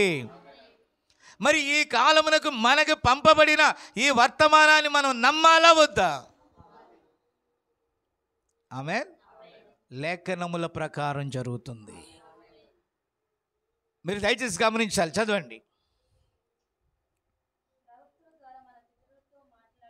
ప్రవక్తల ద్వారా మన పితరులతో మాట్లాడిన దేవుడు ఈ దినముల అంతమందు కుమారుని, సశరీరుడైన కుమారుని ద్వారా మాట్లాడాడు ఆయన.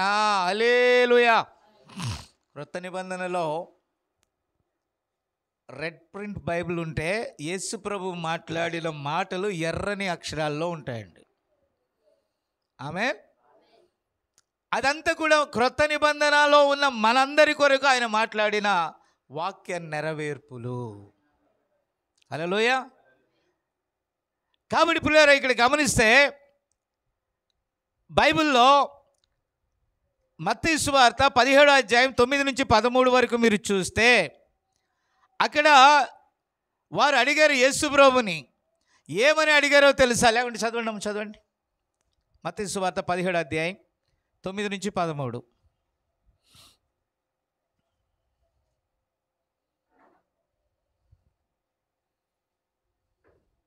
చూసారా? వారు కొండ దిగి వచ్చుచుండగా మనుష్య కుమారుడు మృతులలో నుండి లేచు వరకు ఇది ఎవరితో చెప్పొద్దు.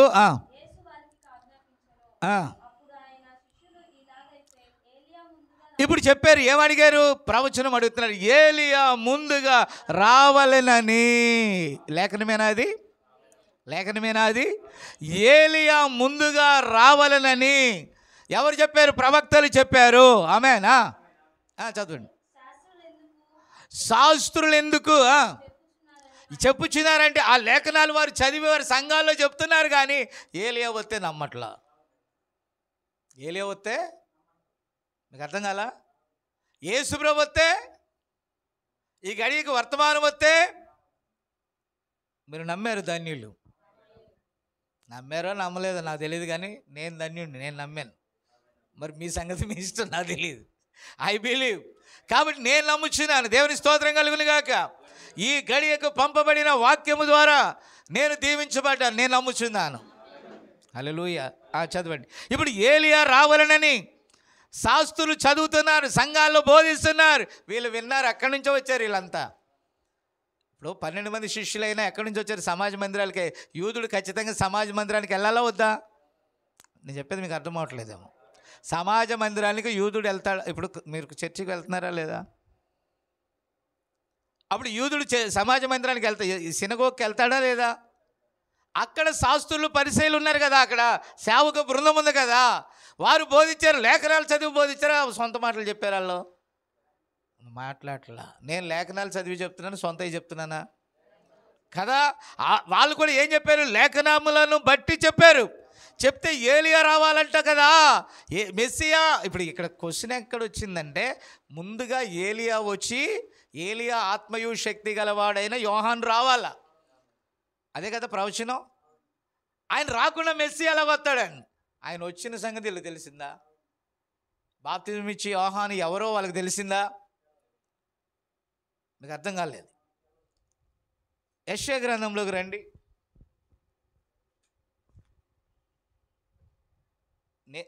వచ్చే వారం ఆధునిక సంగతులు కూడా చెప్తా. ఇప్పుడు జరిగే సంగతులు ఏం జరుగుతున్నాయో చెప్తానండి. 40వ అధ్యాయం.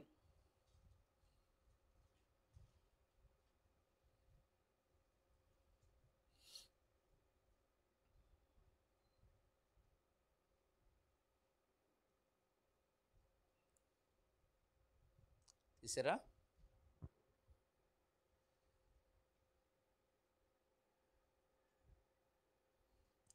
ఇప్పుడు చూడండి 3వ వచనం నుంచి చదవండి అమ్మా.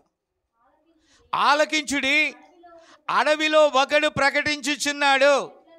ఎట్లనగా అరణ్యములో యెహోవాకు మార్గము సిద్ధపరచుడి, ఎడారిలో మా దేవుని రాజమార్గము సరళము చేయుడి. ప్రతి లోయను ఎత్తు చేయవలను, ప్రతి పర్వతమును ప్రతి కొండను అణచవలను, వంకరవి చక్కగాను కరుకైనవి సమముగాను ఉండవలెను. ఎవరు ఈ అరణ్యములోని స్వరం అంటే? యోహానే. మీకు అర్థమవుతుందా? జకరియా ఎలిజబెత్లకు పుట్టాడు ఒక చిన్న వయసులో. అతను ఎక్కడికి వెళ్ళిపోయాడు? అరణ్యంలోకి వెళ్ళిపోయాడు. మరలా 30 ఏళ్ల వయసులో బయటకు వచ్చాడండి. యోర్దాను గట్టున ఆయనకి ఎవరు బయలుపరిచారు? వాక్యమే ఆయన దగ్గరికి వెళ్ళింది. సడన్గా ఆయన అరణ్యంలోకి వచ్చాడు. చాలా అద్భుతం. ఎలాగంటే మీకు చెప్పలేను నేను. అది మా తల్లిదండ్రులు దైవిక భక్తి గలవారే. ఈ వాక్యం నా దగ్గరికి వచ్చే మార్గం ఒకటి చిన్న చెప్తాను. వచ్చిన మార్గం మీరు గమనించాలి. హ్యాపీగా ఉన్నాం, తింటున్నాం, తాగుతున్నాం, చక్కగా అన్నీ ఉన్నాయి, ఓకేనా? అయితే దేవుడు పరిపూర్ణత యొద్దకు తీసుకురావాలా, అది మెయిన్ ఇంపార్టెంట్. ఆ వాక్యం నా దగ్గరికి రావాలా, నేను దాన్ని అంగీకరించాలా, అది మీకు మళ్ళీ చెప్పాలా, మీరు ఇక్కడ పుట్టాలా. మీరు వాక్యం ద్వారా ఇది ఎవరి ప్రణాళిక? అరుల్ మాస్టర్ గారితో సహా. వినారా? అంటే ఇంక్లూడింగ్ అరుల్ మాస్టర్ సార్ వారి ఇంటిలో ఇక్కడ పెట్టాలని, that is the pre destination. అది దేవుని సంకల్పంలోనే మనం ఇక్కడికి వచ్చాం. నేను ఎక్కడా, నా లాంగ్వేజ్ ఎక్కడా, నేను పుట్టింది ఎక్కడా, నేను పెరిగింది ఎక్కడా, వాక్యం మళ్ళీ ఇక్కడికి వచ్చింది. That is the pre destination. అనగా ఆయన ముందు సంకల్పంలో మీరందరూ ఉన్నారు. మీరందరూ లేకపోతే మెసేజ్ ఎలా వచ్చింది మీ దగ్గరికి? అయితే చెన్నైలో మెసేజ్ లేదా? కానీ ఎవరి ద్వారా రావాలో వారి ద్వారా వచ్చింది. నేను అంటాను, వీనికి సంతానం ఉంటుంది. సంతానం అంటే భౌతిక సంతానం పక్కన పెట్టండి. ఎవరి ద్వారా వాక్యం చెప్పాలని దేవుడు నిర్ణయించాడు, వారి ద్వారా కొందరు పుడతారు. నా మాట అర్థం చేసుకోవాలి మీరు. వాళ్ళు చిన్నోడా, పెద్దోడా, తెలుగా, తమిళ, కన్నడ, మలయాళమా, ఇంకోట నథింగ్. దేవుడు ఒకరి ద్వారా ఒక కార్యం చేయాలనుకున్నప్పుడు ఆయన చేయటం ప్రారంభిస్తాడండి. హల్లెలూయా, దేవుని స్తోత్రం. కాబట్టి నేను అక్కడ ఉన్నప్పుడు అసలు పరిశుద్ధాత్మ అంటేనే అక్కడ హల్లెలూయా అన్నారు, ఆమేన్ అన్నారు. లేమెన్స్ ఇవాంజలికల్ ఫెలోషిప్ వాళ్ళు కుయ్యి అన్నారు, కై అన్నారు. ప్రార్థన చేసుకోండి, కడుక్కోండి. సరే, అప్పటికి అది కరెక్ట్. అక్కడ నుంచి మా నాన్న బ్యాప్టిస్టు. కోడిగుడ్డు ధర అప్పుడు పావలా. ఒకటోసారి ప్రార్థన కంటే ఎక్కువ వాక్యం టైం కంటే పాట టైం ఎక్కువ ఉంటుంది. ఏ పాట? కోడిగుడ్డు ధర పావలా. పురుషోత్తం ₹1, శామ్యూల్ ₹1, ప్రతాప్ ₹2, యోసేపు ₹10. విన్నారా? ఏదని మళ్ళా అది మా నాన్న కూడా పాడుకొని తెచ్చేవాడు. ఒకసారి ₹50. ఆ రోజులు ₹50 అంటే 500 సమానం. పాడుకొని తెచ్చి ఈ గుడ్డుని చాలా జాగ్రత్తగా ఉండి అందరూ తినండి, తలవ ముక్క అనేవాడు. పాప ఆయనకు తెలియలా. అంటే జీవం ఎలా వస్తుంది అనుకున్నాడు? కోడిగుడ్డు పాడుకొని తింటే జీవం వస్తుందని ఎవరు నేర్పారు? నన్ను తినమంటే గుడ్డుని తినమని కాదు, అక్కడ నన్ను తినమంటే వాక్యము అని అర్థం అక్కడ. అంటే ఎంత గ్రుడ్డితనంలో ఉన్నవి ఆ సంఘాలు, ఎంత గ్రుడ్డితనంలో ఉన్నవి ఫెలోషిప్. వినారా? ఆ తర్వాత పెంతెకొస్తే నాకు తెలియదు. అయితే అక్కడ ఉన్నప్పుడు అదే సేవకుడు కైపలాగా అదే సేవకుడు నాకు చెప్పాడు, 4th డైమెన్షన్ అనే పుస్తకం కొనుక్కోమన్నాడు. దాంట్లో పరిశుద్ధాత్మ నా భాగస్వామని యాంగుచో గారు చెప్పింది. అవన్నీ నేను విన్నాను. అదే నన్ను నడిపించడానికి ఏదో ఒక మార్గాన్ని దేవుడు తీసుకొని వస్తున్నాడు. ఆ మార్గాన్ని ఆయన ఏం చేశాడు? నాకు ప్రొవైడ్ చేశాడండి. అది చేసిన తర్వాత సడన్గా వాతావరణాన్ని దేవుడు మార్చేశాడు. అక్కడ కలిగిన వాటినన్నిటిని కొట్టేశాడు. నా సపోర్ట్లన్నీ తీసేశాక నేను ఎరగకుండానే కొంచెం మనశ్శాంతి కోసం ప్రకాశం జిల్లా వెళ్తే, ప్రకాశం జిల్లాలో దానంగారు ఆ పుస్తకం విలువ మీకు అర్థం కావాలి. అక్కడ ఏశావుకు తెలియదంట జ్యేష్ఠత్వం అంటే ఏంటో. ఆయనకు తెలియక నాకు ఇచ్చాడు. అది నాకు అవసరం కాబట్టి నా దగ్గర క్లిక్ అయింది, ఆయన దగ్గర ఫెయిల్ అయింది. మీకు అర్థమైందా? అది నాకు అవసరం, నా దగ్గరికి వచ్చింది, నేను దాన్ని పొందుకున్నా. నా పాయింట్ మీకు అర్థం చేసుకోవాలి. ఇప్పటికీ ఆయనకు అర్థం కాలేదు అంటే ఏంటో. నా మాట విన్నారా? ప్రియులారా, నేను చెప్పే జాగ్రత్తగా గమనించాలి మీరు. దాన్ని నేను పొందుకున్నాక నాలో ఆసక్తి ఉంది కాబట్టి, మంట ఉంది కాబట్టి, ప్రభు మాట్లాడుతుంటే వాళ్ళ హృదయాలు మండాయి ఆ ప్రవచనాలను బట్టి. నా మాట దయచేసి గమనించాలి మీరు. ఆల్రెడీ మండుతూ ఉన్నాను కాబట్టి అది దొరకగానే కరెక్ట్గా నాకు మార్గం సరళమైంది. అప్పుడు చూసా ప్రభువైన యేసుక్రీస్తు నామమున ఎందుకు బాప్టిజం తీసుకోవాలి, పరిశుద్ధాత్మ దాని ద్వారా కావలసిన అన్నీ నేను చదివిన తర్వాత, అంటే అది కొంతవరకే వెలుగు. అంటే వన్నెస్ టైపులో ఉంది అది నాకు తెలిసి. అది చదివి దాని గురించి తెలుసుకోవటానికి ఆ దైవజనుని దగ్గరికి వెళ్ళానండి నేను. ఆమెన్. నా మాట అర్థం చేసుకోవాలి దయచేసి. వెళ్ళిన తర్వాత అక్కడ నేనేం చేశాను తెలుసా? ఈ గడియ వర్తమానికుని పుస్తకాలు తెచ్చుకున్నాను నేను. ఆయన చెప్పేది కొంత పబ్లిక్ చేసేవాడు, కొంత దాచేవాడు. ఎందుకంటే అక్కడ బుక్స్ బిజినెస్ ఉండేది కాబట్టి ఆయనకి మిగతా సంఘ శాఖల వారు అవి కొనరేమో అని. విన్నారా? ఆయన సొంతూరు ఏంటంటే శివకాశి. ఆయన పేరు రాజమణి ఇస్రాయేల్. విన్నారా? వాళ్ళ నాన్నగారి పేరు రాజమణి. వాళ్ళు నాడార్స్ అండి. నాడార్స్ అంటే తెలుసు కదా. రాధిక వాళ్ళ ఆయన పేరు ఏం పేరు? Cinema actor Radhika, Sarath Kumar. శరత్ కుమార్ నాడార్స్ విన్నారా? అంటే తమిళనాడులో అది ఒక ఏదో సంథింగ్. కాబట్టి పిల్లరా, ఆయన ఆ అండ్య కుటుంబంలో నుండి తన తండ్రి రక్షించబడ్డాడు. తన తండ్రి ద్వారా ఈయన రక్షించబడ్డాడు. ఈయన గుంటూరు జీజేహెచ్ హాస్పిటల్లో ఫార్మసిస్ట్గా సెలైన్ కంపెనీలో పనిచేస్తున్నప్పుడు వాక్యం ఆయన దగ్గరికి వచ్చింది. రాజమండ్రి జోనా గారి యొక్క కుమార్తెను ఆయన చేసుకొని తమిళనాడు నుండి వెళ్ళి ఆయన ఆంధ్రాలో సెటిల్ అయ్యాడు. నేను ఆంధ్రా నుండి వచ్చి తమిళనాడులో సెట్ అయ్యా. వాక్యం మార్చింది. ఏమైంది? నా మాట అర్థం కాల. కాబట్టి ఆయనకు వచ్చిన తర్వాత ఆమేన్, ఆ వాక్యం నన్ను పట్టుకుంది. నేను ఆయన దగ్గర విన్నాను. ఇంకా పరిపూర్ణత రాలా. పరిపూర్ణత కోసం 7 సీల్స్ చదువుతూ, ఇంకా అనేక గ్రంథాలు నేను చదువుతూ, ప్రవక్త కొన్ని ప్రశ్నలు సంధించినప్పుడు ఆయన సైలెంట్గా ఊరుకోమని. ఎలా ఊరుకుంటా? ఆయన సర్వ పరిపూర్ణతలోనికి తెచ్చాడు. ఆమేన్. అంటే ఒక వ్యక్తిని అక్కడికి తీసుకురావటానికి దేవుడు ఎన్ని కార్యక్రమాలు చేశాడో చూడండి. ప్లాన్లో లేడనుకో, ఎక్కడేసిన గొంగలు ఎక్కడ ఉంటుంది? వాల్చీరలోది వాల్చీరలోనే ఉంటుంది, లింగం గుంటలో అది లింగం గుంటల్లోనే ఉంటుంది, మంటల్లో ఉండేది కదులుతూ ఉంటుంది. ఆమేన్.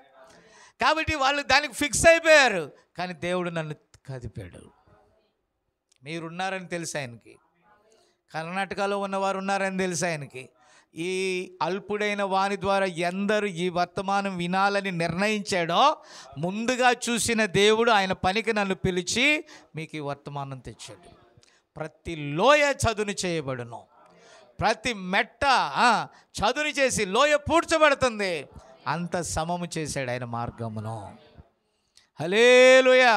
కాబట్టి లేఖనముల ప్రకారం యేసు క్రీస్తు కంటే ముందుగా ఎవరు రావాలా? ఏలియా ఆత్మయు శక్తి గలవాడు వచ్చాడు, కానీ అతను గుర్తించలే వాళ్ళు.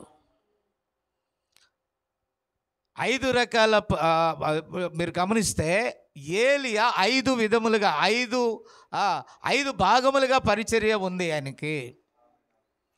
తిష్బీయుడైన ఏలియా నెంబర్ 1. అలాగే షాపాతు కుమారుడైన ఎలీషా మీదకి ఆత్మ వచ్చింది. ఆ తర్వాత బాప్తిజమం ఇచ్చి యోహాను. ఆ తర్వాత 2 సాక్షులు ఉన్నారు.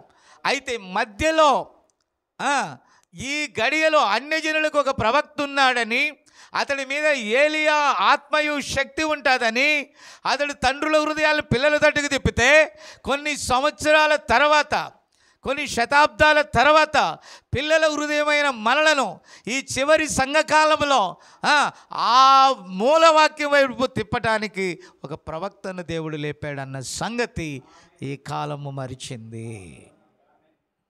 ఆమేన్. ఇప్పుడు ఏలియా సంగతి ఆలోచిస్తే, ఏలియా ఆత్మయు శక్తి గలవాడు. మెస్సియాకు ముందుగా రావాలని మలాకి 3లో చెప్పినప్పుడు వీరు గ్రహించలేదు. యెషయా గ్రంథంలో మనం చూసినప్పుడు వీరు గ్రహించలేదు. ఆమేన్. అరణ్యములో కేకవేయు ఒక శబ్దం. హల్లెలూయా. ఆయన ఎవరో తెలియలా. ఒంటె రోమములు కట్టుకున్నాడు, యోర్దాను నదిలో ఉన్నాడు, ఆ తేనెను తాగుచున్నాడు, అక్కడ ఏముంటాయి మిడతలను ఆహారముగా తింటున్నాడు అడవిలో. అతడి భాష కూడా కరుకుగా ఉంది. అతడు రావటమే సర్పసంతానమా అన్నాడు, చెరుపు చేయి పిల్లలారా అన్నాడు, మీకు శ్రమ అన్నాడు, గొడ్డలి చెట్టు వేరున నాటబడి ఉన్నదని ఆయన చెప్పాడు, ఫలించని దాన్ని ఆయన ఏం చేయబడుతుంది? నరికి వేయబడుతుంది అని కూడా ఆయన చెప్పాడు. అరణ్యములో నుండి కేక వచ్చింది. అయితే అప్పుడు తరం గుర్తించిందా దాన్ని అని అడుగుతున్నాను నేను. గుర్తించిందా? ఆ తర్వాత వారు ఇష్టం వచ్చినట్టుగా చేసుకున్నారు ఆయన్ని. అయితే ఆయనకు ఒక పని ఇవ్వబడింది. యేసు ప్రభు కంటే ముందుగా కొన్ని నెలల పరిచర్య ఆయనకు ఉంది. యేసు ప్రభుకి ఎంత పరిచర్య ఉంది? 3.5 సంవత్సరాల పరిచర్య ఉంది. మొత్తం ఏలియా పరిచర్య, ఆమె యేసు ప్రభు పరిచర్య కలిపితే ఎంత ఎన్ని సంవత్సరాలు? 3.5 + 6 4 సంవత్సరాల పరిచర్య. ఎంత? కాబట్టి పిల్లరా, ఇప్పుడు ఈ ఏలియా ఆత్మయు శక్తి గలవాడైన యోహాను ఏమన్నాడు? నా వెనక వచ్చువాడు నాకంటే శక్తిమంతుడు. ఆమేన్. ఆయన చెప్పుల వారు విప్పుటకైనా నేను యోగ్యుడనో కానన్నాడు. ఇంకా ఆయన అంటున్నాడు, నేను నీళ్ళలో మీకు బాప్తిజమం ఇచ్చాను, నా వెనక ఒక ఆయన వస్తున్నాడు, అతడు మీకు అగ్నిలో బాప్తిజమం ఇస్తాడని ఒప్పుకున్నాడు. 30 సంవత్సరాలు నిండిన తర్వాత ఆయన సమయం వచ్చినప్పుడు యోసేపు కుమారుడు దేవుని కుమారుడుగా వస్తున్నాడు. అక్కడ దేవుడు ఏమన్నాడు? ఈయన నా ప్రియ కుమారుడు. కాబట్టి ఆయన వచ్చినప్పుడు, హల్లెలూయా, నా మాట దయచేసి అర్థం చేసుకోవాలి. చెప్తున్నాడు, ఎక్కడ గొర్రెపిల్ల ఎక్కడ పుడుతుంది? గొర్రెపిల్ల ఎక్కడ పుడుతుంది? మీ పిల్లలు ఎక్కడ పుట్టారు? హాస్పిటల్లో పుట్టారు. గొర్రె పిల్లలు హాస్పిటల్లో పుడతాయా? మరి చెప్పవే, ఎక్కడ పుడతాయి? ఇళ్ళల్లోనా? దొడ్లలో పుడతాయి. గొర్రెల దొడ్డిలో పుడతాయి. ఈయన గొర్రె పిల్లకు సాదృశ్యంగా ఆయన ఎక్కడ పుట్టాడు? పశువుల పాకలో పుట్టాడు. మొదటి సమాచారం ఎవరికి తెలిసింది? గొర్రెల కాపరులకే తెలిసింది. ఎందుకంటే లోక పాపమును మోసుకొని పోయే గొర్రె పిల్ల ఆయన. ఎవరు గుర్తించారు? యెషయా భక్తుడు అంటే మేము తెలియజేసిన సమాచారము ఎవడు గుర్తించను? ఐగుప్తులో నుండి నేను అతను పిలిచి తినగా ఆయన ఐగుప్తుకి వెళ్ళి వచ్చాడు. ఆయన నజరేయుడిగా పిలువబడ్డాడు. ఆమేన్, హల్లెలూయా. లేఖనాలలో తనను గూర్చి ఏదైతే రాసిందో అలాగే జరిగింది. అల్పమైన బెత్లెహేమ, నువ్వు ఎంత మాత్రమును అల్పమైన దానివి కాదనే ప్రవక్త ప్రవచనం ప్రకారం అనేక మంచి స్థలాలు ఉంటే ఎక్కడో నజరేతులో ఉన్నటువంటి వీరికి జనాభా లెక్క రాయవలసి వచ్చినప్పుడు, కైసరు ఐగుస్తు వలన ఆజ్ఞ జరిగినప్పుడు ఆ జనాభా లెక్క కోసం ఆయన ఎక్కడ పుట్టాలో అక్కడికి వెళ్ళాల్సి వచ్చింది. అలాగే వచ్చాను చెన్నైకి. ఇక్కడ వాక్యం మీ హృదయాల్లో పుడుతుంది. ఇంకా క్రిస్మస్ అంటారు ఏంటండి బాబు? ర్యాప్చర్కి మిమ్మల్ని సిద్ధపరిచే వాక్యం ఇక్కడ ఉంది. హల్లెలూయా. మానవుడు కల్పించిన పద్ధతులు దైవోపదేశములు కావు. హల్లెలూయా. దైవోపదేశాలుగా వారు బోధిస్తున్న ప్రతి కాలంలో కూడా అదే. కైపా ప్రవచించాడు, కైపా అందులో లేడు. బిలాము ప్రవచించాడు, బిలాము అందులో లేడు. ఆమేన్. అనేక మంది, మికాయా, సిద్కియా, మీరు గమనించాలి, నిజమైన ప్రవక్త మికాయ్, విన్నారా? సిద్కియా కొన్ని అనేక మంది రాజు ద్వారా పోషించబడుచున్న ప్రవక్తలను వెనకేసుకొని ఇదే యెహోవా వాక్కు అని చెప్పాడు. కానీ నిజమైన దర్శనం మికాయా చూశాడు. నీ నోట అబద్ధమాడు ఆత్మను దేవుడే అనుమతి ఇచ్చాడని చెప్పాడు మికాయా.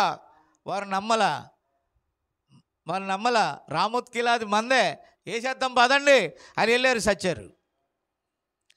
ఇర్మియా చెప్పినది నెరవేరింది, ఏలియా చెప్పింది నెరవేరింది, ప్రవక్తలు చెప్పినవన్నీ నెరవేర్చున్నప్పుడు ఆధునిక కాలంలో కూడా ప్రవక్తలు చెప్పినవి నెరవేరవా అని నేను అడుగుతున్నా. నా వంటి ఒక ప్రవక్తను పంపుతాడంటే వచ్చితే ఆయన మెస్సీ అని నమ్మటానికి వారికి కళ్ళు తెరవబడలా. వాళ్ళు ఎలా అనుకున్నారంటే మెస్సీ అంటే అంగీకరించారు, కానీ మెస్సీ అని ఈయన కాదు. ఎక్కడ పుట్టాలి? రాజగృహంలో పుట్టాలనుకున్నారు, ఆకాశాన్ని చీల్చుకొని రావాలనుకున్నారు. ఎస్, యూదులు అడిగారు, ఇశ్రాయేలీలు అడిగారు, దేవా నువ్వే మాతో మాట్లాడు, మోషేతో పని లేదన్నారు. నా మాట విన్నారా? ఏమన్నారండి? నిజంగానే ఆయన వచ్చాడు.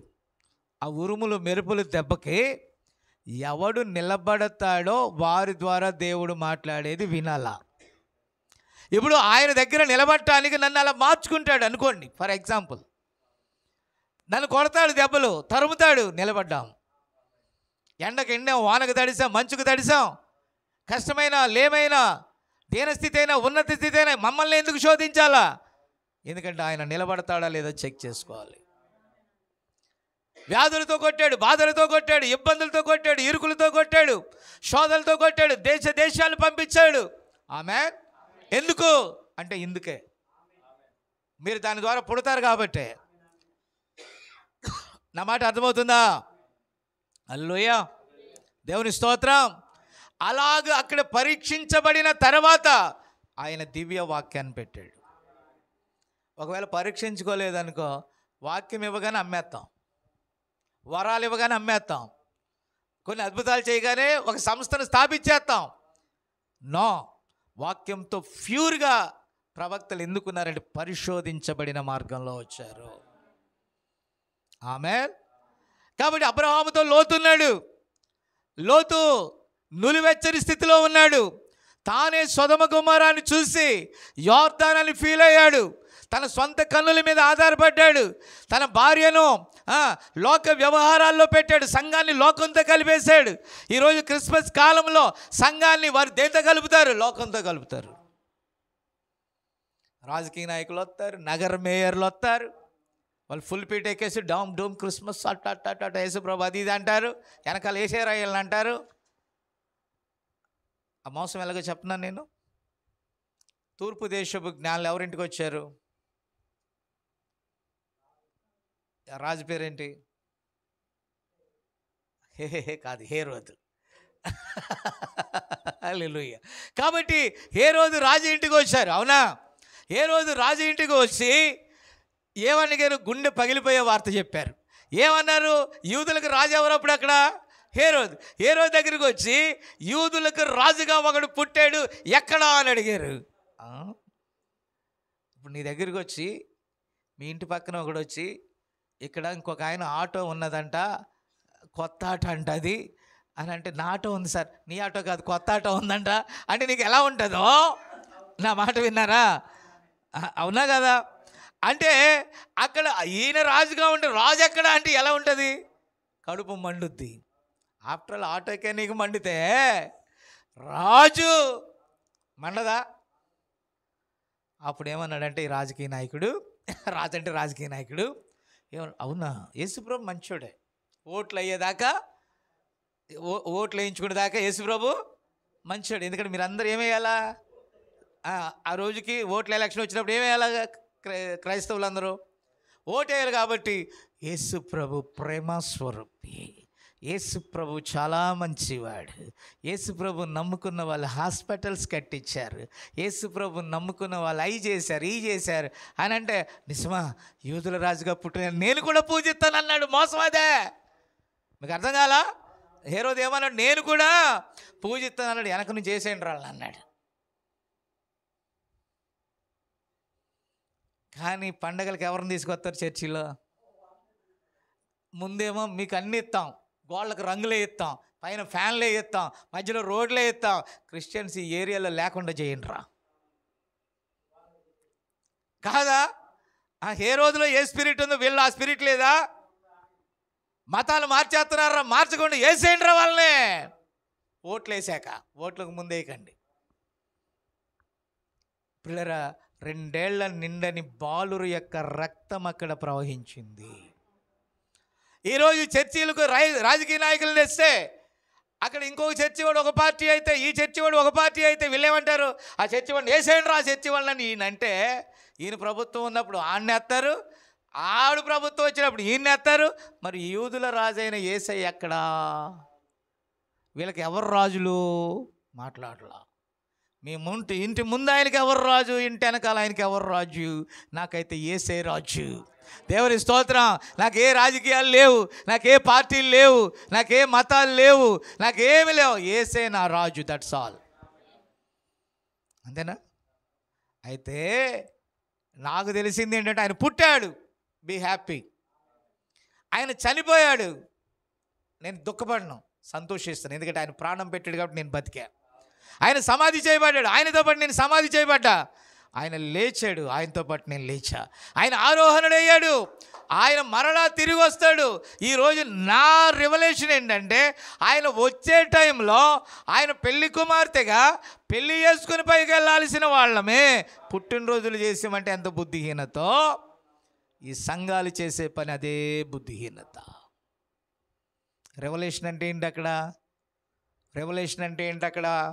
ఆధునిక ప్రవచనం. ఇప్పుడు ఈ దేవుడు తన ప్రవచనము ద్వారా, ఇక్కడ ఏమంటున్నాడు? ప్రవచనము ద్వారా స్పష్టపరచబడిన ఆధునిక సంగతులు.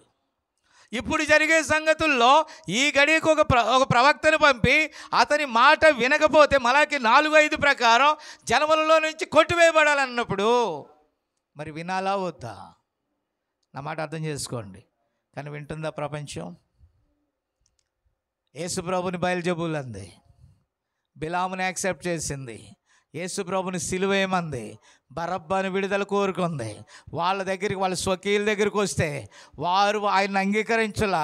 ఈ దినములో అంతములో, నులివెచ్చని కాలములో, నోవాహు కాలములో, ఆ యొక్క సొదొమ గొమొర్రా కాలములో ఆయన వాక్కుని దేవుడు తన ప్రవక్తల ద్వారా మన మధ్యకు పంపితే ఈరోజు మనం ఏం చేస్తున్నాం? అమ్మా? యాక్సెప్ట్ చేయట్లా. ఈరోజు మనం ఏం చేస్తున్నాం చెప్పాలి? యాక్సెప్ట్ చేస్తున్నావా? చాలామంది యాక్సెప్ట్ చేయట్లా.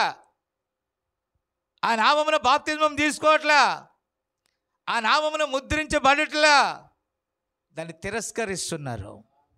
ఏదైతే ఏంటి అంటున్నారు, ఎలాగైతే ఏంటి అంటున్నారు, ఏ విధంగానైతే ఏంటి అంటున్నారు, ఏ మందిరం అయితే ఏంటి అంటున్నారు, ఏ చర్చ్ అయితే ఏంటి అంటున్నారు, ఏ పండగ అయితే ఏంటి అంటున్నారు. నో సార్, బైబిల్ అలా చెప్పలేదు. Bible is the true word. ఆయన సత్యమును గూర్చి బోధించాడు. ఆమేన్. కాబట్టి ఒకరి మెసేజ్ ఒకరికి సెట్ కాదు. మోషేలో యేసయ్య ఉన్నాడు, విన్నారా? అలాగే నోవాహులో యేసయ్య ఉన్నాడు, అలాగే ప్రవక్తలందరిలో యేసయ్య ఉన్నాడు. ఆయన ఒక దినాన శరీరధారిగా వచ్చాడు. వాళ్ళందరిలో ప్రవహించిన వాక్యమే ఒక దినాన శరీరధారిగా వచ్చింది. ఆయన వెళ్ళి తన స్వకీయుల దగ్గరికి వెళ్ళాడు. వారు ఆయన్ని అంగీకరించలేదు. బట్ ఎందరు అంగీకరించారో వారికి ఆయన కుమారులు అవటానికి అధికారం ఇచ్చాడు. వారు చూసినా అంగీకరించలే, మనం చూడకున్నా అంగీకరించాం. మనం ధన్యులు అన్నాడు దేవుడు. చూచి నమ్మిన వారు కొద్దిమందే, చూడక నమ్మిన వారు విస్తారమైన వారు ఉన్నారు. Amen, amen, amen. అయితే ఈ దినము కొరకు ఒక మెస్సియా వర్తమానం ఉంది. ఈ దినము కొరకు ఒక ప్రవక్త వర్తమానం ఉంది. ఈ దినము కొరకు ఈ గడికి ఒక వర్తమానము యొక్క మేల్కొల్పు ఉంది. దాన్ని కనుక మనం నమ్మకపోతే, ప్రవక్తలను ఏమన్నాడు తెలుసా బైబిల్లో? నరపుత్రుడా అన్నాడు. లూకా సువార్త 17:26 నుంచి చూస్తే, మనిషి కుమారుడు ప్రత్యక్షమగు దినములలో, ఈ అంత్యకాలంలో మనిషి కుమారునిగా అంటే ఒక మనుషునిలో క్రీస్తు ప్రత్యక్షమై వాక్యమును ప్రచురపరిచాడు. తన ప్రవక్తలలో ఆయన దాగి ఉన్నాడు. ప్రవక్తల ద్వారా ఆయన మాట్లాడాడు. ఆమేన్. పిల్లలమైన మన హృదయాలను తండ్రుల వైపు తిప్పడానికి ఒక శ్రేష్టమైన వర్తమానముతో తన దాసుని పంపితే ఏసేశారు ముద్ర. యేసు ప్రభుకి బయల్జెబూల్ అన్నారు. ఈ గడియ వర్తమానికి అబద్ధ ప్రవక్త అంటున్నారు. ఇంకా చాలా విషయాలు నేను చెప్పటానికి పిల్లరా, ఇవన్నీ చెప్పుకుంటా పోతే ఈ ఫైనల్ ఏజ్లో, ఈ కాలం యొక్క చివరిలో బాప్తిజమం ఇచ్చు యోహాను యొక్క క్రమమును బట్టి మనం చూస్తే మలాకి 4:5 ప్రకారం భయంకరమైన ఆ మహాదినము రాకమునుపు నా ప్రవక్త అయిన ఏలియాను పంపుతానన్నాడు. యోహాను వచ్చినప్పుడు గుర్తించలేకపోయారు. కానీ ఈ గడియ వర్తమానికుడు వచ్చినప్పుడు ప్రపంచమంతా ఆయన చేసిన ఆశ్చర్యకార్యాలు చూసింది, కానీ ఆ వర్తమానమును గుర్తించలేదు. ఆమేన్. కొన్ని విషయాల్లో, ఎందుకంటే దీన్ని సాగదీసుకుంటూ వెళ్ళటం నాకు ఇష్టం లేదు, త్వరగానే ఇది నేను ముగించేస్తాను. ఆమేన్.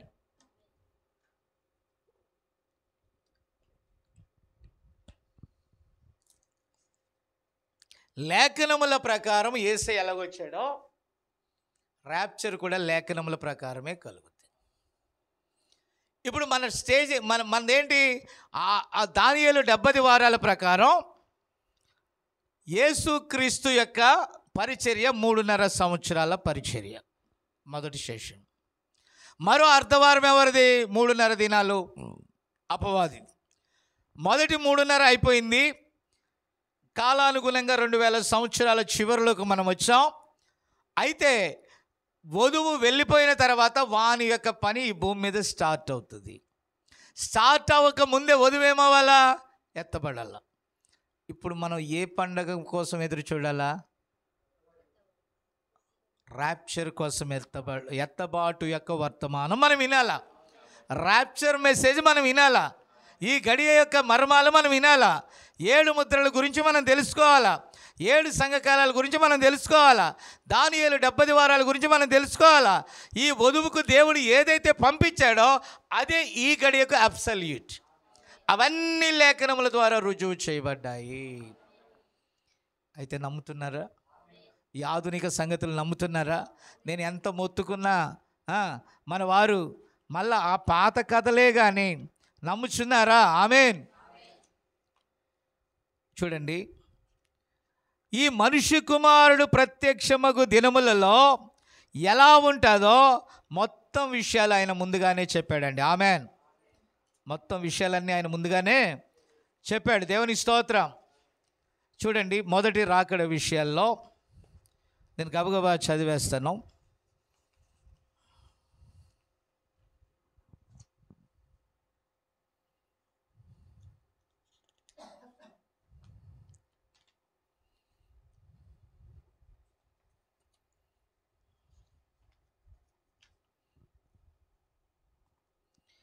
చూడండి, మొదటి కాలంలో ఎలాగైతే జరిగిందో చివరి కాలంలో కూడా అలాగే జరుగుతుంది.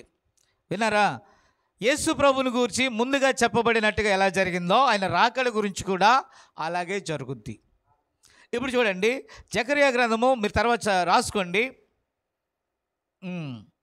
11వ అధ్యాయము 12వ వచనంలో 30 వెండి నాణెముల కొరకు ఆయన అమ్మబడెను అని ఉంది. యేసు ప్రభుని ఎన్ని నామినాలకు అమ్మారు? లేఖనాలు నెరవేర్పేనా?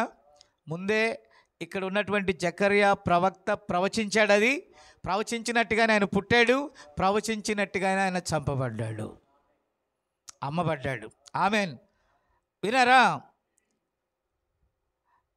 జకర్యా 13:7లో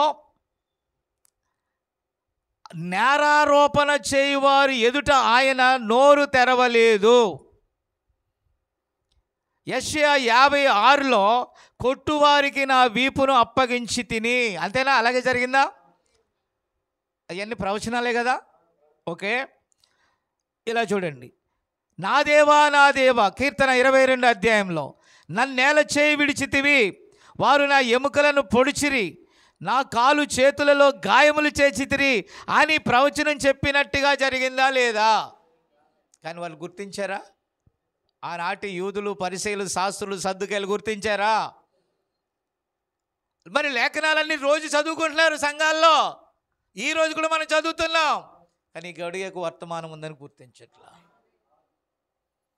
ఆ పుట్టుక గురించి ఆలోచిస్తున్నాం, ఎత్తబాటు గురించి మర్చిపోతున్నాం. అన్న ఇక్కడ ఇది ఎత్తబడే దినాలండి, మీకు అర్థం చేసుకోవాలి. యెషయా 9:6 ప్రకారం ఏలయనగా మనకు శిశువు పుట్టెను, కానీ ఆయన పుడితే నమ్మారా? ప్రవక్త ఎలా చెప్పాడు అలాగే పుట్టాడు. వారు కీర్తన 22:18 ప్రకారం వారు ఆయన వస్త్రములను పంచుకొనిరి. ఇప్పుడు దానంగారు చర్చిని పంచుకుంటున్నాడు. ఇప్పుడు కూడా సార్ ఏసై వస్త్రాలు పంచుకోవట్లేదా? నేను అదే కదా మాట అన్నది నిన్న. అరే వాడు ఇవ్వటం దేవుని పనికి పంపకాలేంటి? నాకు కలిగి ఉంటే చేస్తా, లేకపోతే మానేస్తా. No sir. యెషయా 7:14 కన్యక గర్భవతి అవుద్ది, మరియ గర్భవతి అయితే ఎలా పుడుతుందయ్యా అంటారు. ఇలా పుడుతుంది అంటున్నా. ఎలా కంటదయ్యా అంటారు, ఇలా కంటది అని అంటున్నా. కన్యక ఎలా కంటది? ఇలా కంటది. ఎందుకంటే లేఖనం వాక్యమే శరీరధారి అయింది. అది ఎందుకు వాక్యములు భూమి ఆకాశాలని చేసిన వాక్యము ఇది అన్నీ చేయలేదా అంటున్నాను నేను. ఆమె అవునా కదా? All right. ఇప్పుడు చూడండి, ఆయన స్నేహితులే ఆయన మీద తిరుగుబాటు హేళన చేసినట్టుగా కీర్తన 22:7-8లో చెప్పాడు. ఆయన ఎముకల్లో ఒకటి కూడా విరవబడదని చెప్పారు. యెషయా 53:12లో ఆయన దొంగలతో చనిపోయాడని చెప్పాడు. యెషయా గ్రంథం 53:9 ఆయన గాయపరచబడి ధనికులతో సమాధి చేయబడని చెప్పబడింది.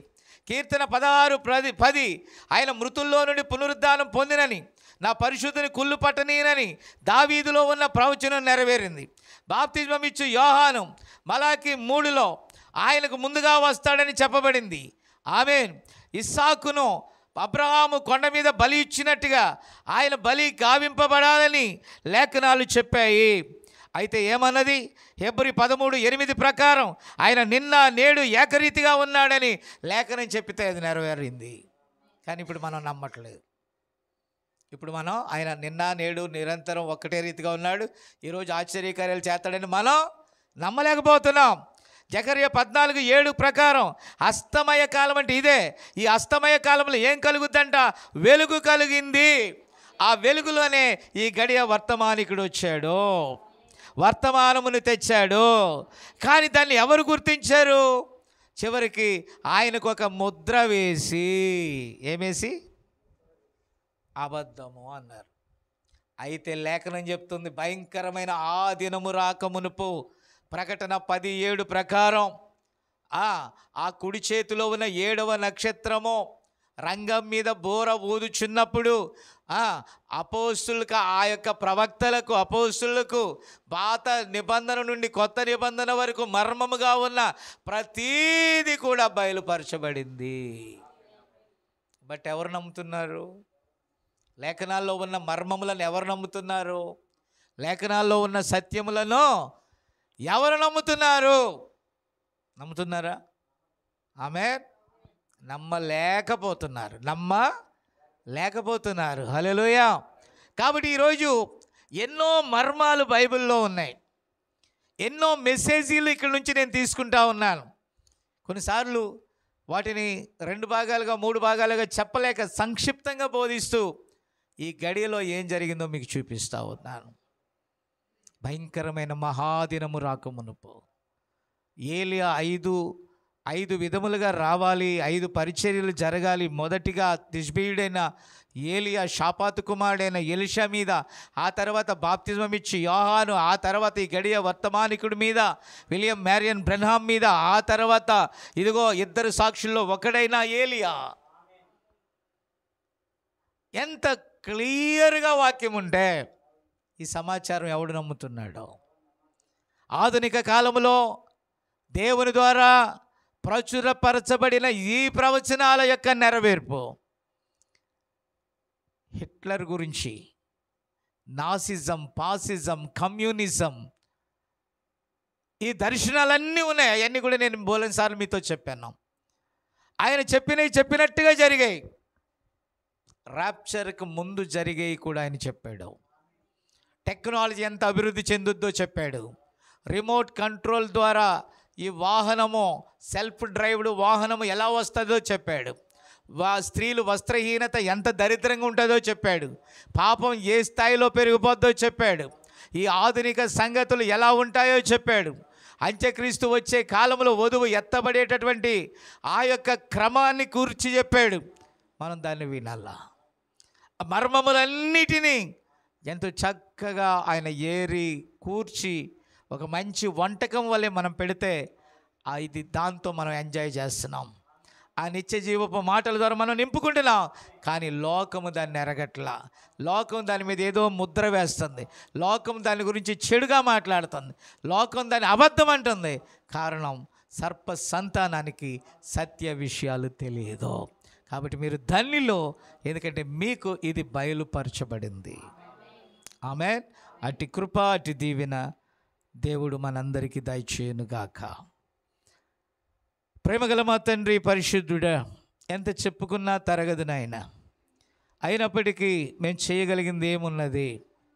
ఈ ఆధునిక దినాల్లో నాయన నీ ప్రవక్త ద్వారా చెప్పినది ఇప్పుడు రంగం మీద ఉన్నది. దాని గురించి మేము చూస్తూ ఉన్నాం ప్రభా. దాని గురించి మేము బోధించుకుంటూ ఉన్నాం ప్రభా. దాని గురించి మేము ధ్యానిస్తూ ఉన్నాం ప్రభా. అలాగే ఈ వర్తమానంలో కూడా సర్పము యొక్క జాడ కొంత ఉన్నది నాయన. ఎందుకంటే చాలామంది ఆ సంఘ శాఖల వలే నాయన, సంఘ శాఖల యొక్క క్రియలు నాయన ఈరోజు వర్తమాన సంఘాల్లో నాయన మాకు కనిపిస్తూ ఉన్నాయి ప్రభా. లోకాశలు కనిపిస్తూ ఉన్నాయి నాయన, లోక కార్యాలు కనిపిస్తూ ఉన్నాయి ప్రభా. మేమైతే జాగ్రత్తగా ఉంచమని ప్రార్థిస్తున్నానయ్యా. నీ వాక్య క్రమంలో నడిపించమని ప్రార్థిస్తున్నానయ్యా. నిశ్చితమైతే సాయంకాలం మరలా మేము కూడుకున్నప్పుడు కుటుంబం అనేటటువంటి విషయాలు కొన్ని చూస్తూ వస్తున్నాం ప్రభా. అందులో కూడా మీరు చక్కగా నడిపించండి. వచ్చిన నీ ప్రియ బిడ్డలందరినీ దీవించండి నాయన. వారు తిరిగి వారి ఇళ్లకు వెళ్ళుచుండగా నీ భద్రత దాయిచి, ఈ చిన్న వధువుని మీరు ఇంతగా ప్రేమించారయ్యా. నీ కృప చాలు నాయన. నీ కృప జీవం కంటే ఉత్తమమైనది నాయన. ఎన్నో కుటుంబాల్లో నాయన బాధాకరమైన విషయాలు ఉన్నాయి, ఎన్నో కుటుంబాల్లో నష్టాలు జరిగి ఉన్నాయి ప్రభా. కృపతో జ్ఞాపకం చేసుకో నాయన. మా దీన పరిచర్యను జ్ఞాపకం చేసుకో. ఈ చిన్న పరిచర్యను నాయనా నీ ఒక్కసారి నాయన నీ తలంపులో జ్ఞాపకం చేసుకున్నామని మేము నమ్ముచున్నామయ్యా. నీ సెలవు లేకుండా మేము ఒక్కటి కూడా చేయట్లేదు. సమస్తము నీ చిత్తానికి నాయన ప్రభా మమ్మల్ని మేము లోపరుచుకొని ముందుకెళ్ళుచుండగా నీవే సమస్తమును సమకూర్చు. ఈ బిడ్డలు గ్రహించడానికి జ్ఞానము దయచేయి. కాన్ఫరెన్స్లో ఉన్నవారు పట్టుకోవడానికి జ్ఞానం దయచేయి. రికార్డ్ చేయబడి ఎవరి దగ్గరికి అయితే వెళ్తుందో వారిలో వధువుంటే పట్టుకొందురుగా కింద నేమ్ ఆఫ్ జీసస్. దేవా, ఇంటి యజమానులు అరుళ్ మాస్టర్ గారిని వారి కుటుంబాన్ని దీవించండి ఆయన. యోసేపు కుటుంబాన్ని దీవించండి. ప్రతాప్ కుటుంబాన్ని దీవించండి. సన్నీ కుటుంబాన్ని దీవించండి. ఇక్కడ ఉన్నటువంటి నాయన యవన బిడ్డలను దీవించండి నాయన. నీ కృపలో ప్రభా ఇదిగో నాయన భాగ్యమ్మ కుటుంబాన్ని నువ్వు దీవించండి నాయన. ఇంకా బాప్తిజం పొందుకొని నాయన నీ సన్నిధానానికి రాలేని వారు చాలామంది ఉన్నారు, కానీ వారిని కూడా మందలోకి చేర్చండి ప్రభా. ఏది ఏమైనా మా స్వంత చిత్తం కాదు, కానీ సంపూర్ణంగా నీ చిత్తమే జరగనీయండి నాయన. మహిమ నీకే ప్రభువా, ఘనత నీకే ప్రభువా, ప్రభావం నీకే ప్రభువా. చేరని బిడ్డలను బట్టి వారిచ్చిన కానుకలుగా మీరు అంగీకరించి నూరంతల ఫలము దయచేయి ప్రభువా. ఆయన నిశ్చయంగా మరలా సాయంకాలం మేము ఇక్కడ కూడు వరకు నీ భద్రత కాపుదల దయచేయి. ఇంతవరకు వాతావరణాన్ని, విద్యుత్తుని, సమస్తాన్ని నీ స్వాధీనంలో పెట్టుకున్నందుకే నీకు స్తోత్రాలు. ఆయన వచ్చే ఆదివారం సాయంకాలం మేము ప్రభురాత్రి భోజనానికి సిద్ధపడనై ఉన్నాం ప్రభా. అలాగే నాయన 3వ ఆదివారం నాయన ఇక్కడ నీ దాసుడైన డానియల్ ప్రభా ఇక్కడ వచ్చి వాక్యాన్ని అందించడానికి నీవు సమకూర్చండి. వాతావరణాన్ని కంట్రోల్లో ఉంచండి. మా ఫైనాన్షియల్గా మాకు కూడా నాయన కావలసిన ఈవులను దయచే ప్రభా. సమస్తమును సమకూర్చువాడవు నీవే ప్రభా. మీరు మాకు ఇచ్చిన పరిచర్య కేంద్రాల్లో తలుపాడు, లింగముట్ల, ఆంధ్ర, తెలంగాణ, నాయన కర్ణాటక, తమిళనాడు పలు ప్రాంతాల్లో ఉన్న ఈ చిన్న నాయన కుటీర పరిచర్యలను మీరు ఆశీర్వదించండి ప్రభా. నాయన సమస్తమును సమకూర్చువాడు నీవే అని నీ చేతులకి మా దీన పరిచర్యలను అప్పగించుకుంటూ మహిమ, ఘనత, నాయన ప్రభావము తిరిగి నీకే ఆరోపిస్తూ ఆ ప్రభును రక్షకుడైన యేసుక్రీస్తు నామములో అడుగుచు ప్రార్థించుచున్నాము. ఆమేన్.